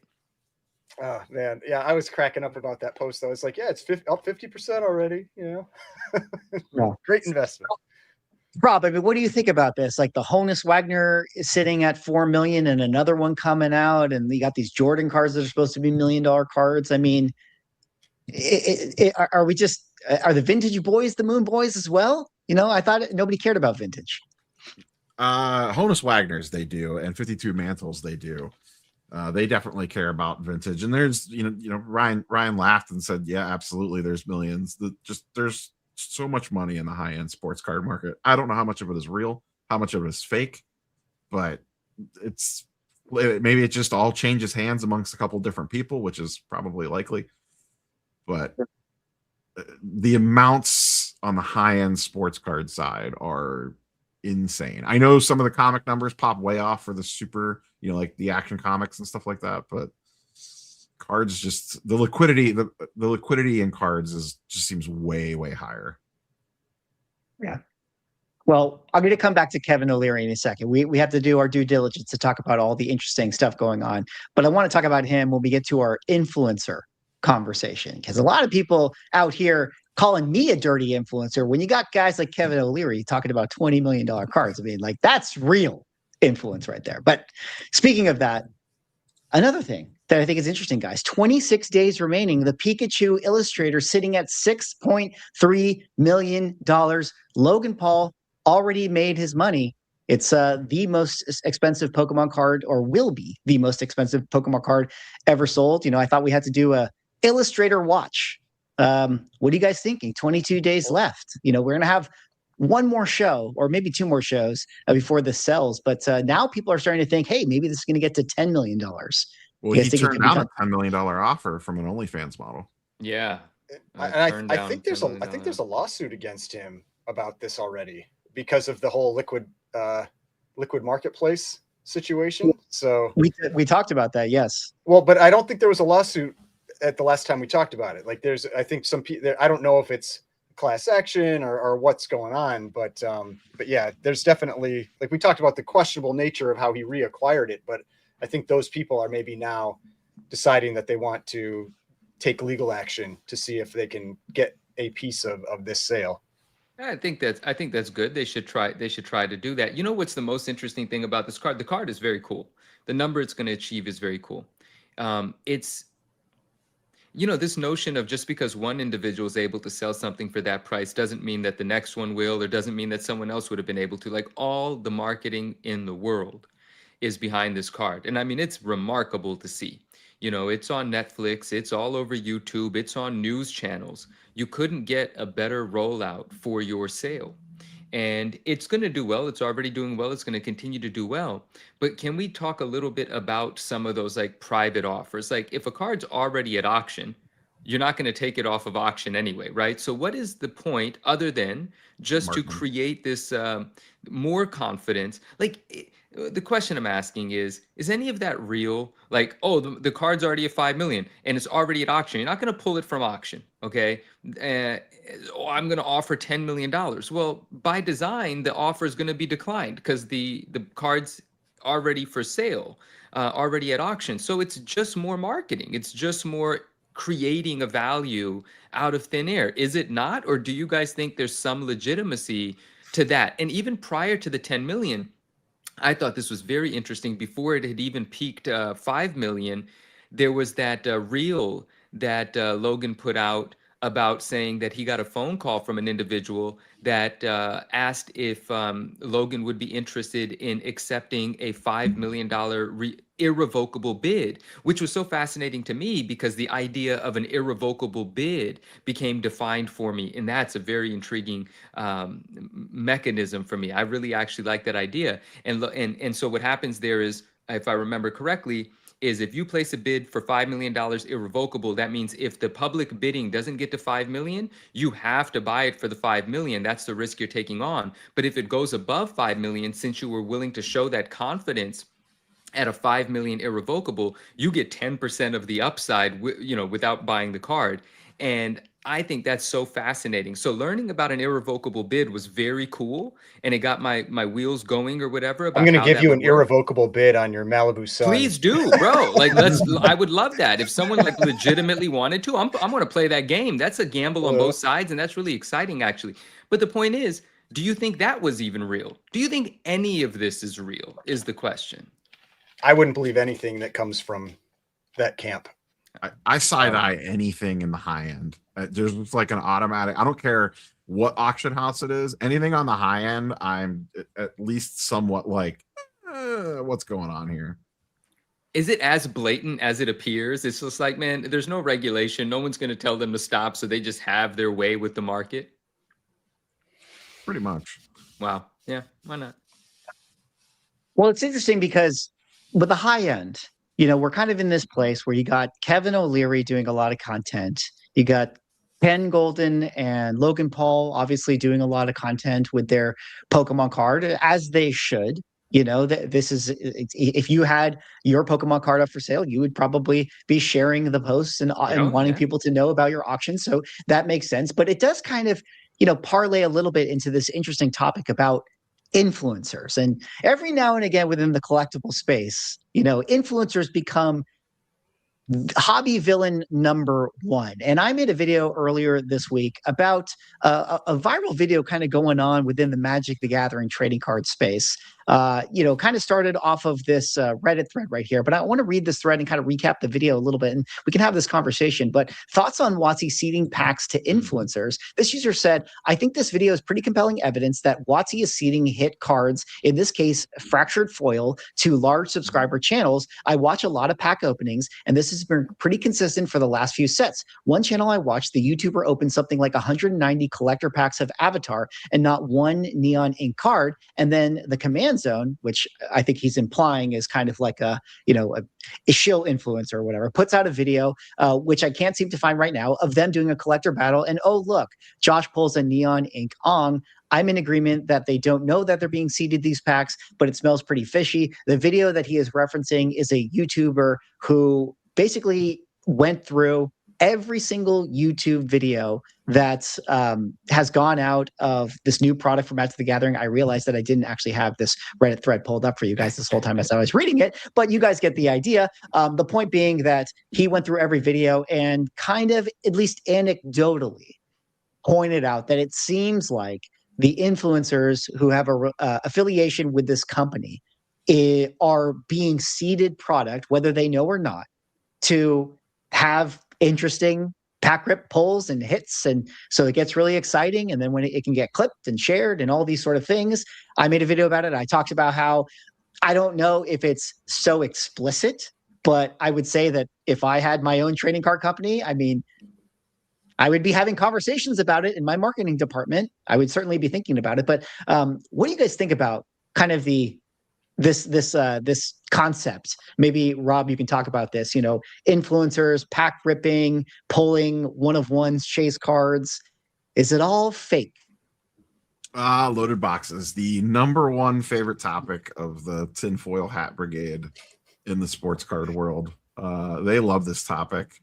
And there's some compelling arguments. You see some stuff sometimes and you're like, boy, 1 + 1 doesn't equal 2 on that one, but it also goes to some extremes as well. I know myself personally, I've been accused of getting loaded boxes from companies in the past because of it. Basically, there is a segment of people that anyone that opens a box on camera that hits anything good, it was immediately a loaded box. Like there was no way that just happened on its own. I mean, I watched you get destroyed by that Topps Chrome box. So yeah, yes, yes, I did get destroyed by that. But you know, I had a video a couple days later where I hit like a $700 card out of a $20 hanger, and so all of a sudden the loaded boxes were back in action once again. People don't care about the video that you get wrecked in the face opening an $800 box of Chrome. They just see the one where you open the $20 hanger and get loaded. It's weird in sports cards because the breakers, so much product is open on camera that you are bound to see. Like the narrative will be, how come all these big cards are hit on camera when in the past you never used to see anything? And part of that is a lot of high-end boxes are opened on camera now, whether through breaking or through content creators.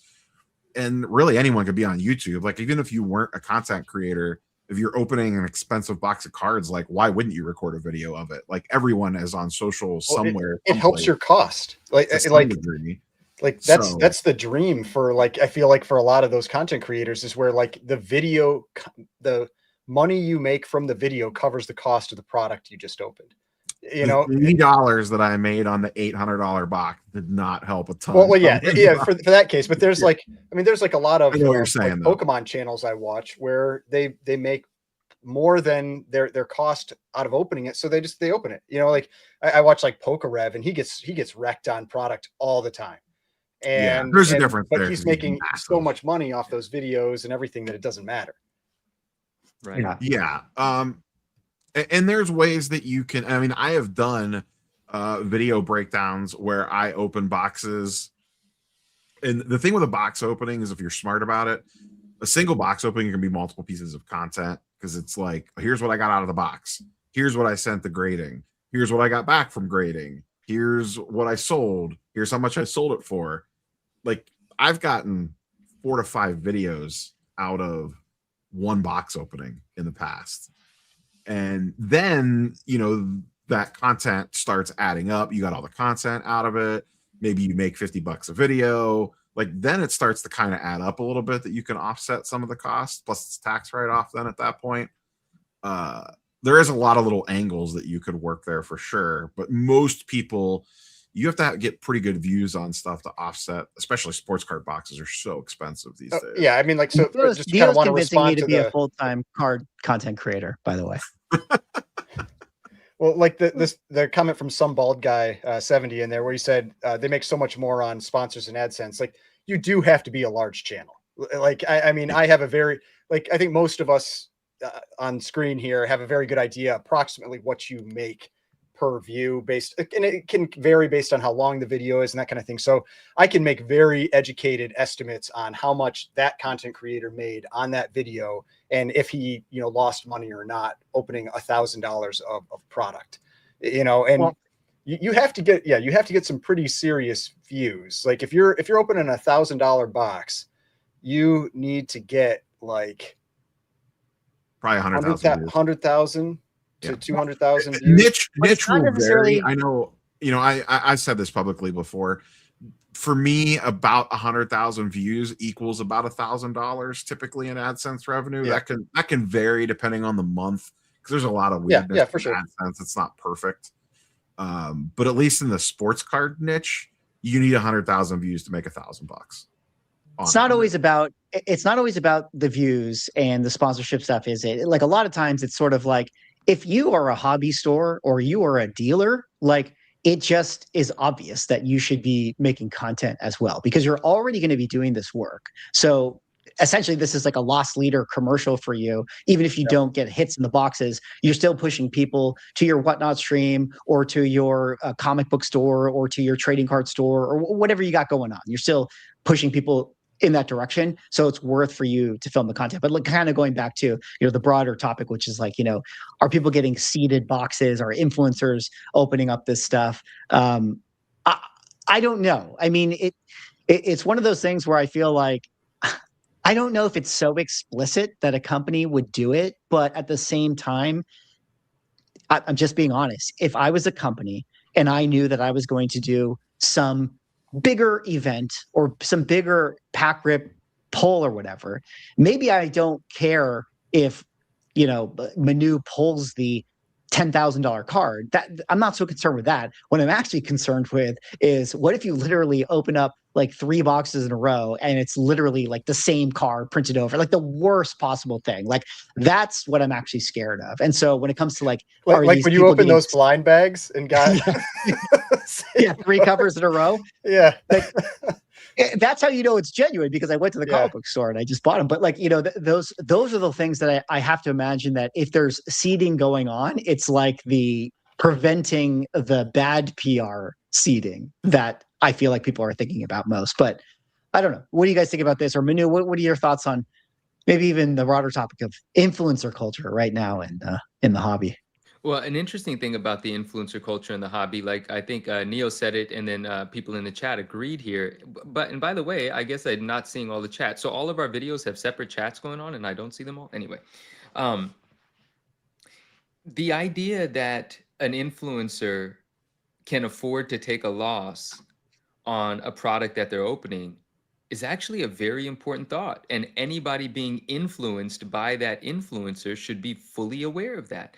And I actually, my friend knows who I'm talking about, but many, many years ago, actually, I could say this, Justin Spidey Hits, he opens a lot of product. And on his channel, we used to do a show together. There'd be a lot of card product open. I'd openly say this. I think I said this on stream one day. You'd open thousands of dollars worth of product. And I told him, I said, look, it's great fun for you. And I, spoke to the chat and spoke to the audience watching, the community watching. He said, I wouldn't advise any of you guys do the same thing, though. Right. And it goes into the idea that, our friend Justin is creating content. There's a cost to do what he's doing, and that cost is offset by the doing of it. But a collector does not have that benefit. So if a collector is being influenced by someone whose business it is to open product, it's not the same thing. So you have to be super mindful of that. And a lot of that responsibility is on the influencer. A play on words, not much of a play on words, but I've said be a good influencer, right? Be a good influence, right? And Justin does as much, right? Justin would say, listen, guys, I don't think you should do this. This product is overpriced, but live vicariously through me. We're about to open up a case, so on and so forth. And then a lot of influencers become breakers. They end up on Whatnot and they get to enjoy opening a bunch of product because it's all paid for by the people that have bought the spots, the character breaks, what have you. So I don't know if that's an evolution or a graduation, but it's another thing in that space of content creating. Whatnot stream is not content creating, but people do enjoy Whatnot streams as content, and the person ripping that product, again, is doing it as a business, right? But it's still having an influence on the people watching. So the people being influenced, it's their responsibility to be mindful and realize that someone opening $1,000 product is not the same as theirs. And I know you guys just said this, but I thought it was worth like saying it a little bit more, because that's actually such an important thought. I don't think it's ever been like articulated so well as you guys have done. So I think I had a second part to what I was about to say on the influencer note, but I forgot it because that just sort of resonated with me as like a very important message. Oh, and the other thing about, we used to call them influencer boxes. I'm sure it's still what it's called. My idea is that, yeah, it happens. It's a thing, but then at the same time, it's like, it's the same thing with when, we're accusing any company of doing anything, like how many people are aware of it, and wouldn't there be whistleblowers? Like what sort of controls are in place to make sure the influencer gets the right product, but the only the trusted people, at the company are aware or responsible? How do you trust the team, the employees, the staff, to coordinate that without going public with it? That's interesting, right? But do I think that influencer boxes happen? Personally, I do. Can I back it up with anything? No, that might just be me, kind of my suspicious nature and thinking like, well, duh. And then what you said makes a lot of sense. Even if it's not just to, pull the biggest card in the world, which kind of sometimes takes the wind out of the sails of a product, right? Like if the biggest cards are pulled, well, what the hell is everyone else going to buy the product for? So it's not necessarily the greatest thing, but it makes for great clips. But I love what you said, if only to manage disappointment. Like maybe it's a mild influencer box. It's not going to give them $100,000 card, but let's make sure that it's not a complete dud, because that's bad for marketing and everyone's watching this influencer. So that's the thing. Really you don't want them. Yeah. If you're going to seed a box, you're not going to want to give them like a 1-of-1 serialized card. You're Right. going to give them like some type of like mid hit, where it's like, it's like you have something that's decent, that looks cool or whatever. But yeah, you if you're going to seed it, like you really don't, I feel like you don't want to give them the best things, because then that takes away from other people trying to chase it. Yeah, agreed. Yeah, absolutely. Absolutely. Yeah. And who are the bad influencers these days? I haven't really, are there bad guys out here? Are there people shilling and pumping a bunch of bullshit? Like what's happening out here? There's 4 of them live on the stream right now. Well, there you go, guys. You've come to Bye, the bye, right bye. place. Welcome. We are the dirtiest of influencers. The voice Well, of reason here. The voice of reason. All Yeah. right. Sell into this. Sell into it now. Anyway. we would be much better off if we were telling people to hold their absolute Batman ones, or to buy their absolute Batman ones. Okay, we At any price. You should At buy any it price. at At any price. Yeah. Yo, no, yeah, I'm not gonna. Okay, yes. All right, we're going to switch gears here to an interesting topic, specifically coming out of the original art space. Now, I want to give this segment a little bit of a caveat, because I am getting a lot of this information, through a source, and I'm not here to call out any specific dealer or specifically this auction house for this, we'll call it a mistake that happened on their site. But I wanted to talk and bring up this conversation with you guys here today and to the chat, because I think it's very, very important as original art continues to be a thing that becomes more and more hot, and the values for original art continue to explode, and people are chasing this stuff. How important it is to be very sure that the people that you are buying this art from are people that you trust, and that you have an understanding of, the where the art is coming from, and that you are in fact getting what you think that you are getting. But I wanted to bring up a presentation and talk about this. A user who just wanted to be kind of unnamed for the segment reached out to me the other day and made mention of how he thought a dealer is selling fake reprints out there for being posed as original art. And in particular, he had one piece that he used as an example here, and it's the one in front of you, and let's talk about this. So this is actually from a Spanish magazine that came out in 1974. If you guys know, Ghost Rider came out in 1972. In the Spanish market, he was transported over to this magazine. That's where he was introduced. He had a different color scheme, which I thought was really interesting. But this was the a Spanish magazine that had him on the cover, and it was a painting done by an artist out there named Lopez Espy. This is the cover that he did. Now, that cover recently went up for sale on Comic Link. And when I say recently, it actually went up for sale 2 years ago in 2023. So pseudo recently relative to the piece when it was painted.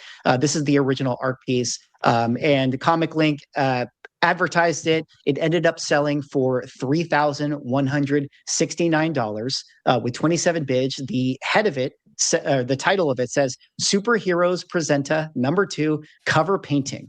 And inside the Comic Link comments, they say Spanish cartoonist Rafael Lopez SB created this painting in 1974 featuring Johnny Blaze. This version of Ghost Rider was for the Spanish market, et cetera, describing it as, or at least presenting it as being the original piece of art.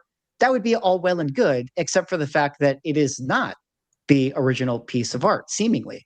The user ended up showing me that this artist actually currently does commission repaints. And he showed me that, there were some discrepancies in the original publishing of the image versus what the art that was being advertised actually had. Now, there are some things that, like, you never really know, like in the production, is it possible that some of the texture was changed or some things were warped? Like, that's always very possible. But when you kind of focus in on the nuance and the details of it, you really do start to see some minor differences that wouldn't necessarily be something that you would assume could be a publication tweak.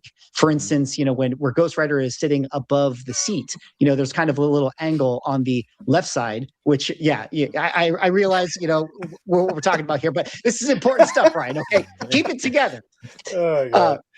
Yeah, but the left side is the original. You can see that there's an angle there versus on the right side, which is the presumed repaint, or at least the art that is being sold at Comic Link has more of a rounded space right there. If you look at his hand, there's a large gap between his pointer finger on the magazine cover versus on the repaint. The gap is much more small. And then you can see at the arc of his thumb, it's more angular on the original. It's more rounded on the original versus the art piece that was being advertised. It's more pointed and angular.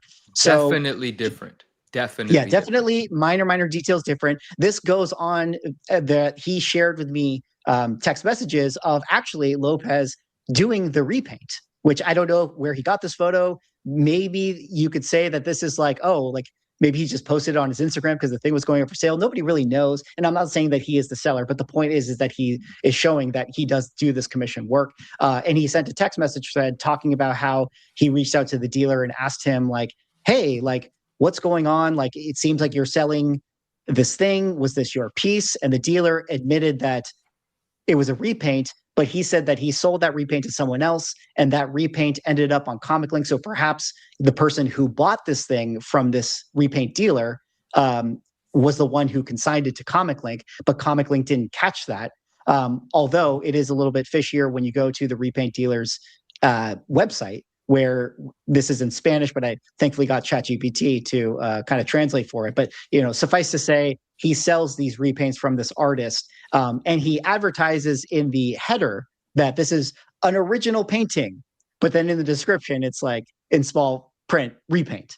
So there's a lot of kind of, smoke and mirrors going on. And, again, Comic Link eventually put this piece up for sale, and it did sell for, $3,100, and no mention of the fact that this is a repaint. The person I spoke with, later explained to me in more detail about how, the artist typically will sign, if he does repaints, like on the back of it, or he'll make a little note that it's a repaint or a recreation, but at the same time, he didn't do it for this one, which, again, not saying anything, but that's very odd.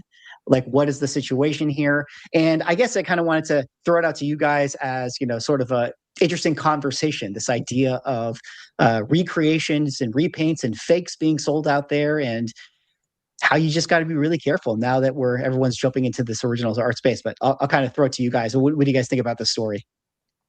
I mean, to me, as someone who has more recently gotten into purchasing original art, it is like, that's like one of my biggest fears. It's like how do you prove that something is this original? And that's where you go like, well, then that's why I try to buy from a trusted seller. But you're like, that's one of the bigger trusted sellers out there, Comic Link. So,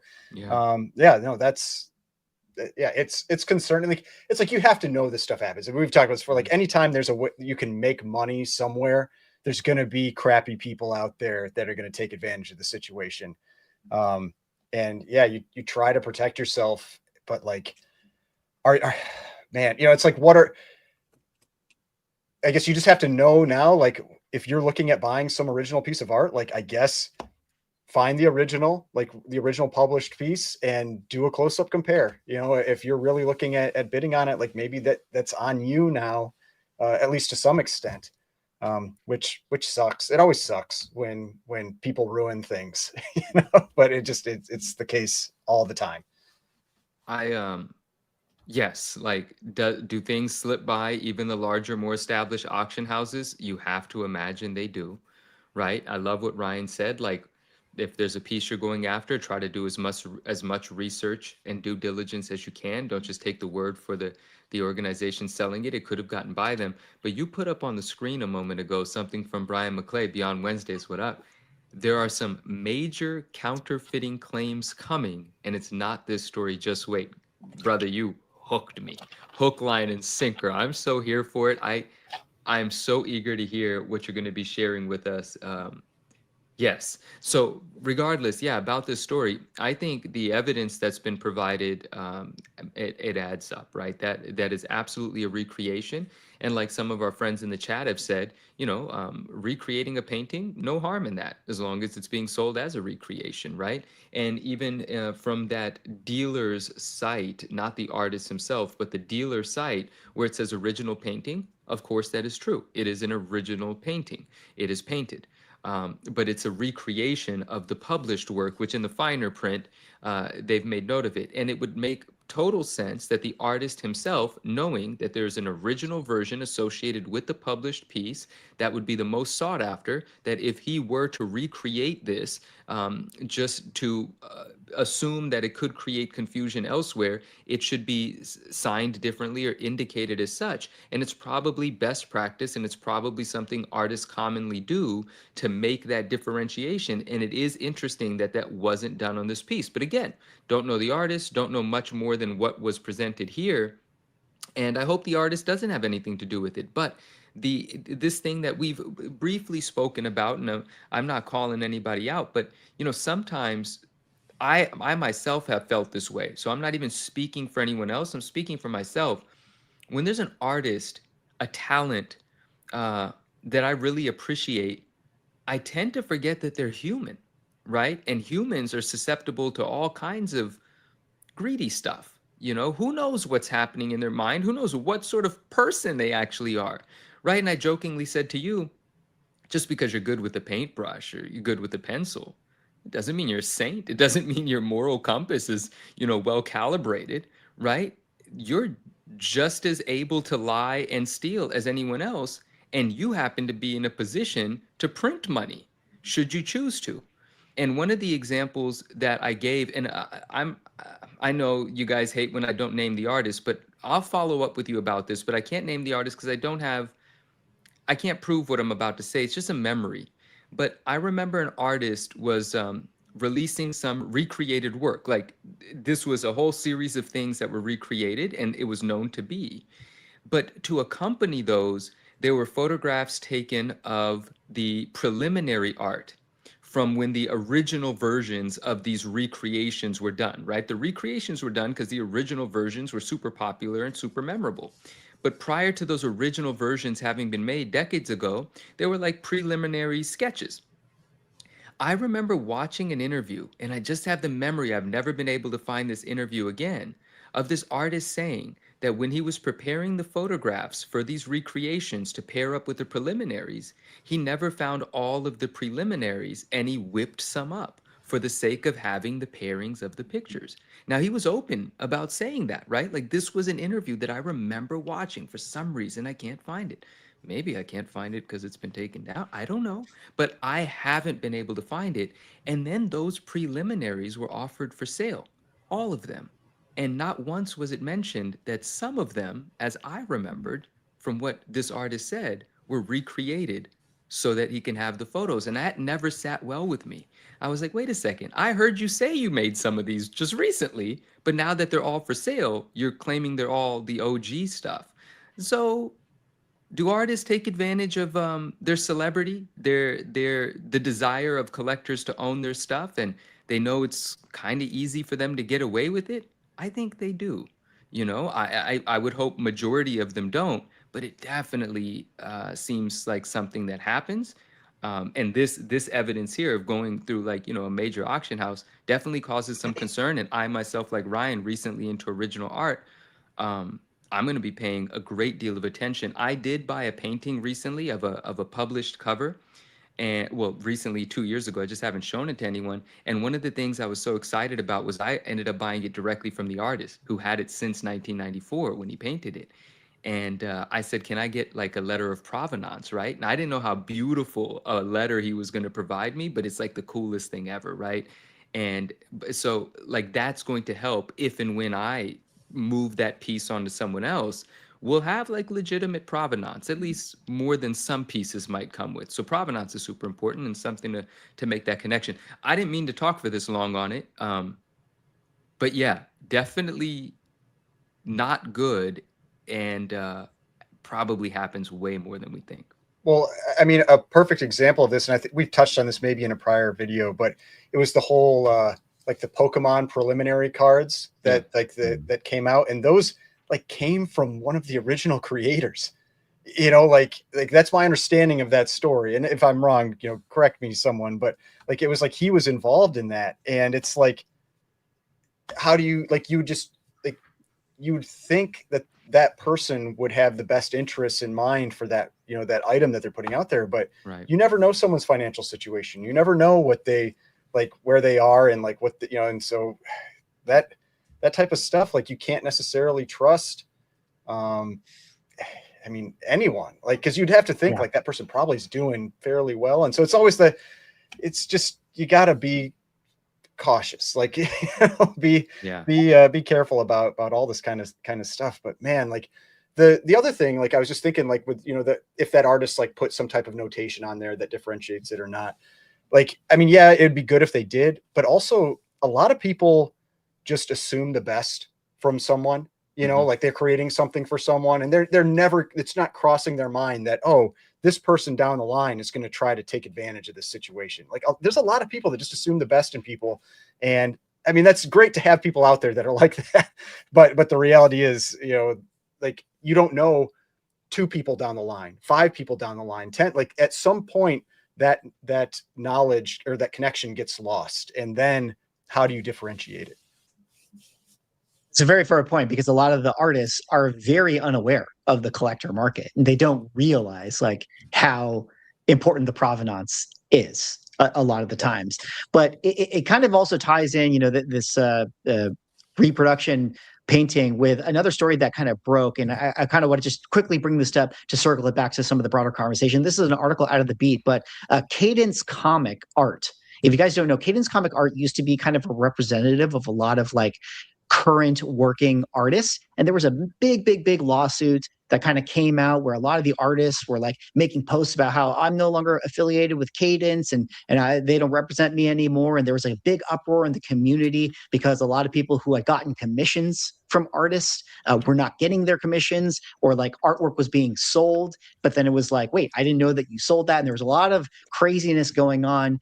Most of the fingers got pointed at this art rep. This article talking about how the lawsuit was recently settled. But I just kind of thought that was an interesting story, that a lot of people were saying, like, the middlemen and the art reps like can be doing a lot of very strange things, especially when it's like very opaque. But also, like you said, the artists themselves, I'm sure it's not a popular thing to say, to say that artists do some bad things too, but a lot of them take on commission work and never come through, just take people's money, and they move on with it, and people get upset by that, and who knows what happened here. But you really have to consider, because like, imagine you're an artist who, let's say you did some, I don't know, like some 90s cover, and you just don't have it anymore. You lost it, and now you're seeing all these 90s covers selling like crazy. Like, is there not temptation to be like, well, what if I just recreated it and I could sell it? Like, and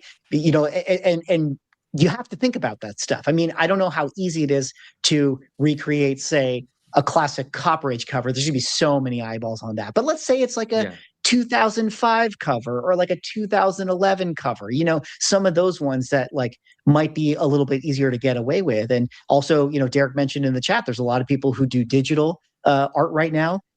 what's to say that they don't kind of say, oh well, yeah, I did do this digitally, but let me just do an original art piece because Absolute Batman 1 is the biggest book in the world, and I want to make sure I can sell the original art. I'm not accusing it. It's just humans are human, and you have to wonder as values go crazy for original art, could any of this stuff happen? But no, exactly, right. And I forgot to mention, I believe you received this message as well.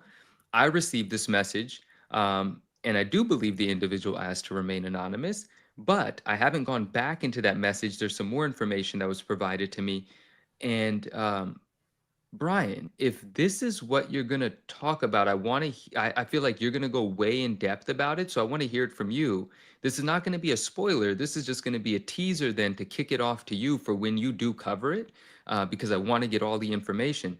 But it was brought, and maybe this isn't it, but it was brought to my attention that out of these blind bags, the sketch covers, people are recreating the sketch covers and just selling them on the open market, right? I don't remember the artists and stuff. I think maybe there's even some, I don't remember the artists, but there was a big thing with people like faking those Ryan Otley like blood like splatter things and that kind of stuff. So this is of course not the conversation of the morality of the artist. This is just, these are just individuals that are taking advantage of collectors, right? But it is tying into the fact that fake artwork, a thing for sure. Yeah. Bob, do you really want to know?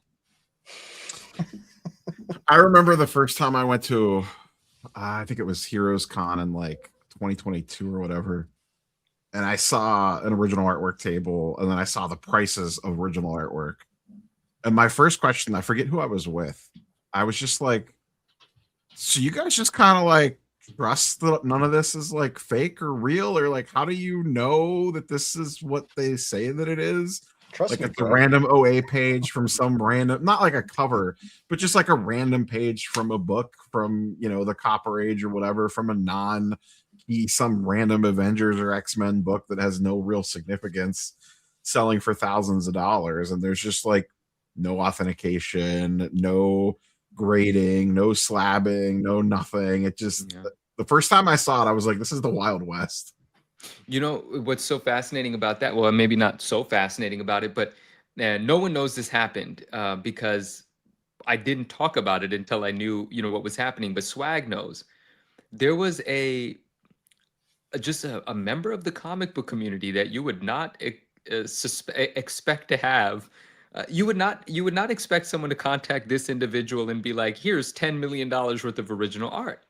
But word got back to me that someone knew someone, and that individual trusted them with the idea of selling this art. And this art was like, rolled up in a tube in a basement somewhere. And one of the pages, if I remember correctly, if I'm not getting this wrong, I don't think I'm getting this wrong, was the actual first appearance of Wolverine, like the splash page. I'm going to get beat up for that. The splash page from Hulk.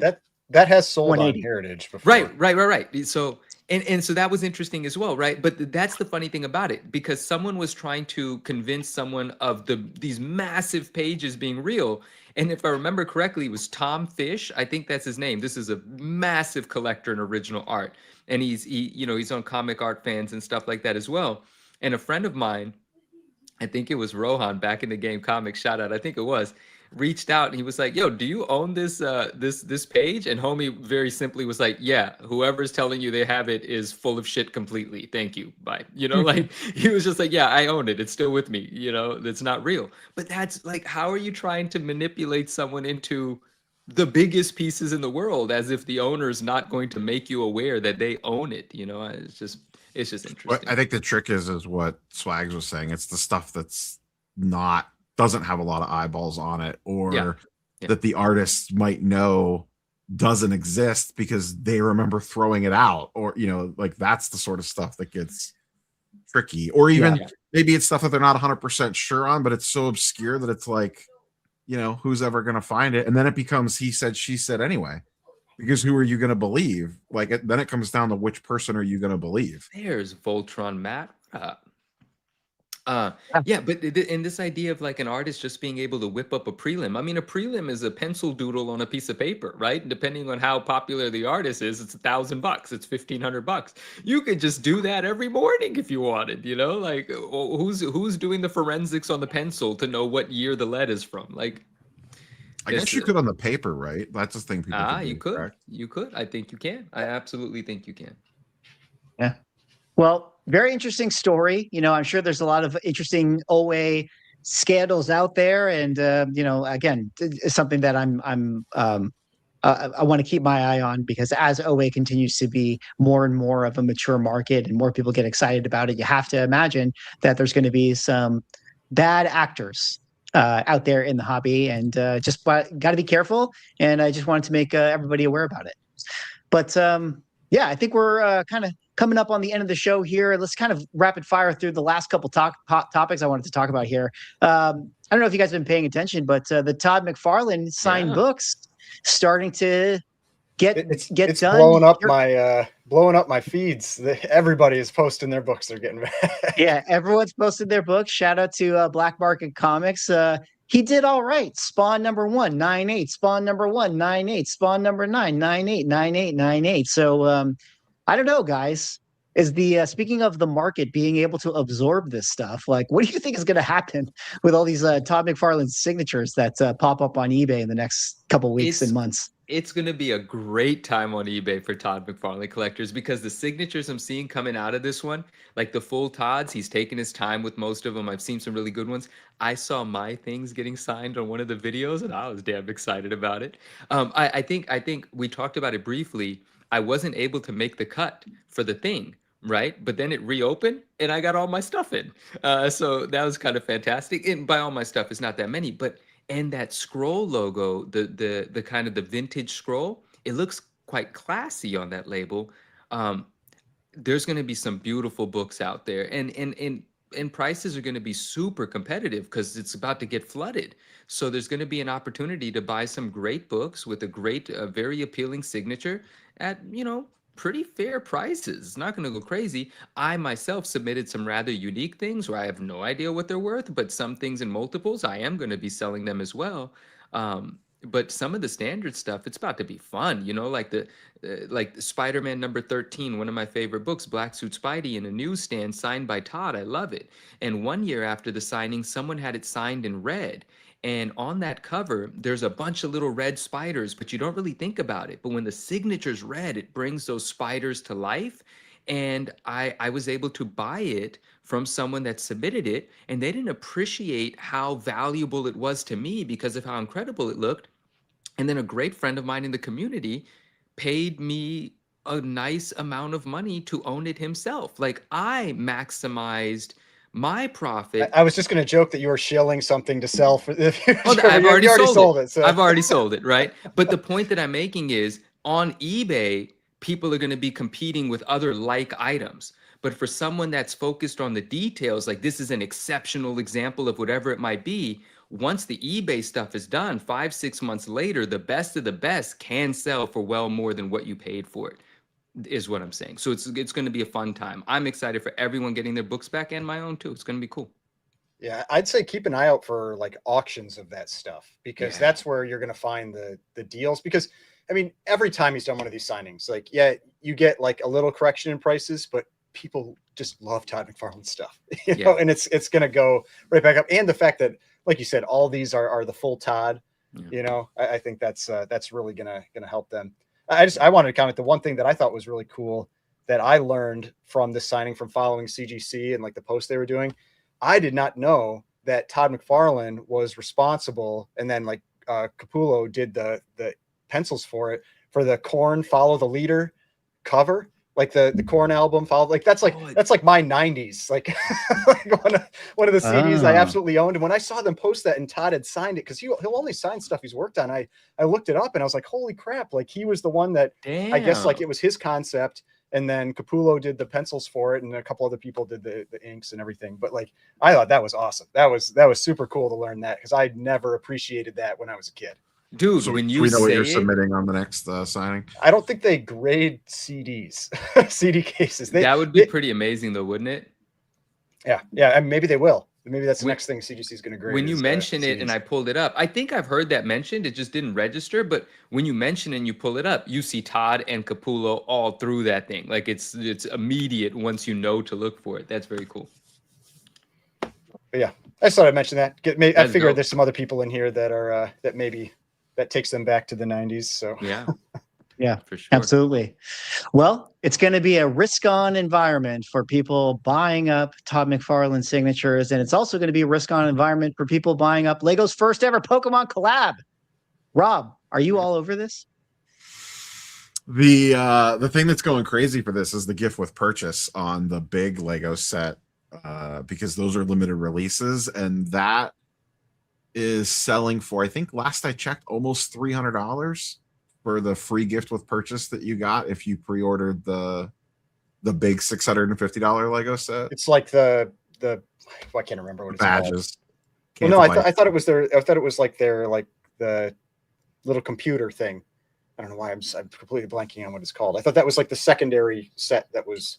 part of it. I forget what it is, but if you look up Pokemon Lego gift with purchase, right there. Oh, okay. That's the gift All right. with purchase. That's right here. Yeah, that little thing is selling for about $300. Cool. My goodness. Free. It's important to point out that in the post, they say that descending order of price, the Venusaur, Charizard, and Blastoise are $649 a pop. That's the go back 2 slides. Yeah, That's a big this one. one right that here. one. Yeah. I went to the Lego $649. store last weekend and I was just checking. I knew that the stuff was all sold out. I was like, I just wonder if they have one on display or something. They did not. Well, they're not out yet. They don't come out till the end of February. Oh, okay. All right. That's Yeah. good. That right there. Oh, so is the gonna sales be we've been another seeing are one that pre-sale. sells Like for a people lot. are posting like pre-sales on eBay because I'd seen people like listing them already. You could Okay. you could have pre-ordered it on Lego.com and on Pokemon.com early. I think they've closed those now. Maybe. The thing I never understand why people overpay for Lego, like the Stranger Things Creel House Lego set that came out at the beginning of the year is flipping on the secondary market because it's sold out. But like they reprint them for basically 2 straight years. So I don't know, other than just like you have to have it right now, you could just wait and you'll be able to get it. The thing that has value instantly are the gift with purchases, because those are only sold for usually like the first 72. In the case of the Creel House, it's sold out in about 12 hours. And that one's pretty pricey now, the gift with purchase that came with that. Those sell for crazy money. And then Lego sets, like there are people that invest in sealed Lego. There's just a long hold period because you have to wait for it to retire, and then you have to wait for demand to pick up on it. Like I bought the which I came to it late. The first Stranger Things Lego set that they did came out when the show first came out. So it wasn't super popular because most people didn't realize that Stranger Things was going to be like the cultural icon that it was. And that set originally sold for like 150, maybe 180 bucks back when it released. And then during the season 5 ran, it got almost up to like $1,000. Because once they go out of print, they never make them again. So Lego investing is its whole other little weird subculture. And all I know is that at the end of the year, when we did that review of eBay's most searched things, Pokemon and Lego were at the top. So this kind of feels like a match made in heaven for dealers, speculators, flippers, collectors. I just feel like the clip that keeps rolling in my mind, like there's so many times in this conversation today where that Simpsons clip where Homer pulls up and like screams nerd. Like there's just so many times in this, like we could have that cut in and it would work CG perfectly. pirates to Lego dragons. Yeah. Yeah. It is Neo. wild. I just saw the message, Neo. Oh, yeah. We I can talk won't about say that after the anything. show. That's amazing. All right, we'll take a look at that. That's our cue that we got to wrap up the show. But gentlemen, I want to say it was another amazing show for our Ungraded Truth podcast, which of course, like I've already said, is the #1 show in the universe. Again, thank you to everybody in chat for hanging out tonight. Head on over to our YouTube channel, give it a subscribe, give it a like, give it a follow, and also head over to our Spotify page if you guys want to listen on there. Give it a 5-star review. Be a moon boy, because 2026 is the year of risk on. But Gentlemen, any final words before we go? I'm trying to get that Mountain Dew sponsorship money for the channel. So I would sell out the Mountain Dew in a second. oh my God. So if anybody's watching that's associated with Pepsi, reach out to us. Just buy TCG waifu cards and you'll make money. Please follow me on Instagram. I want to be inspired by your collections. Come find me. Thank you. What a shill. See you guys. Detective Comics set a record for 1.8 million. Nobody really cares. Who are annoyed that people are asking them questions, is this book banned? That question didn't exist a year ago. Somebody's submitting like 25 vintage books and getting 15 9.9s. We always think, how could it ever get crazier? And then it always does.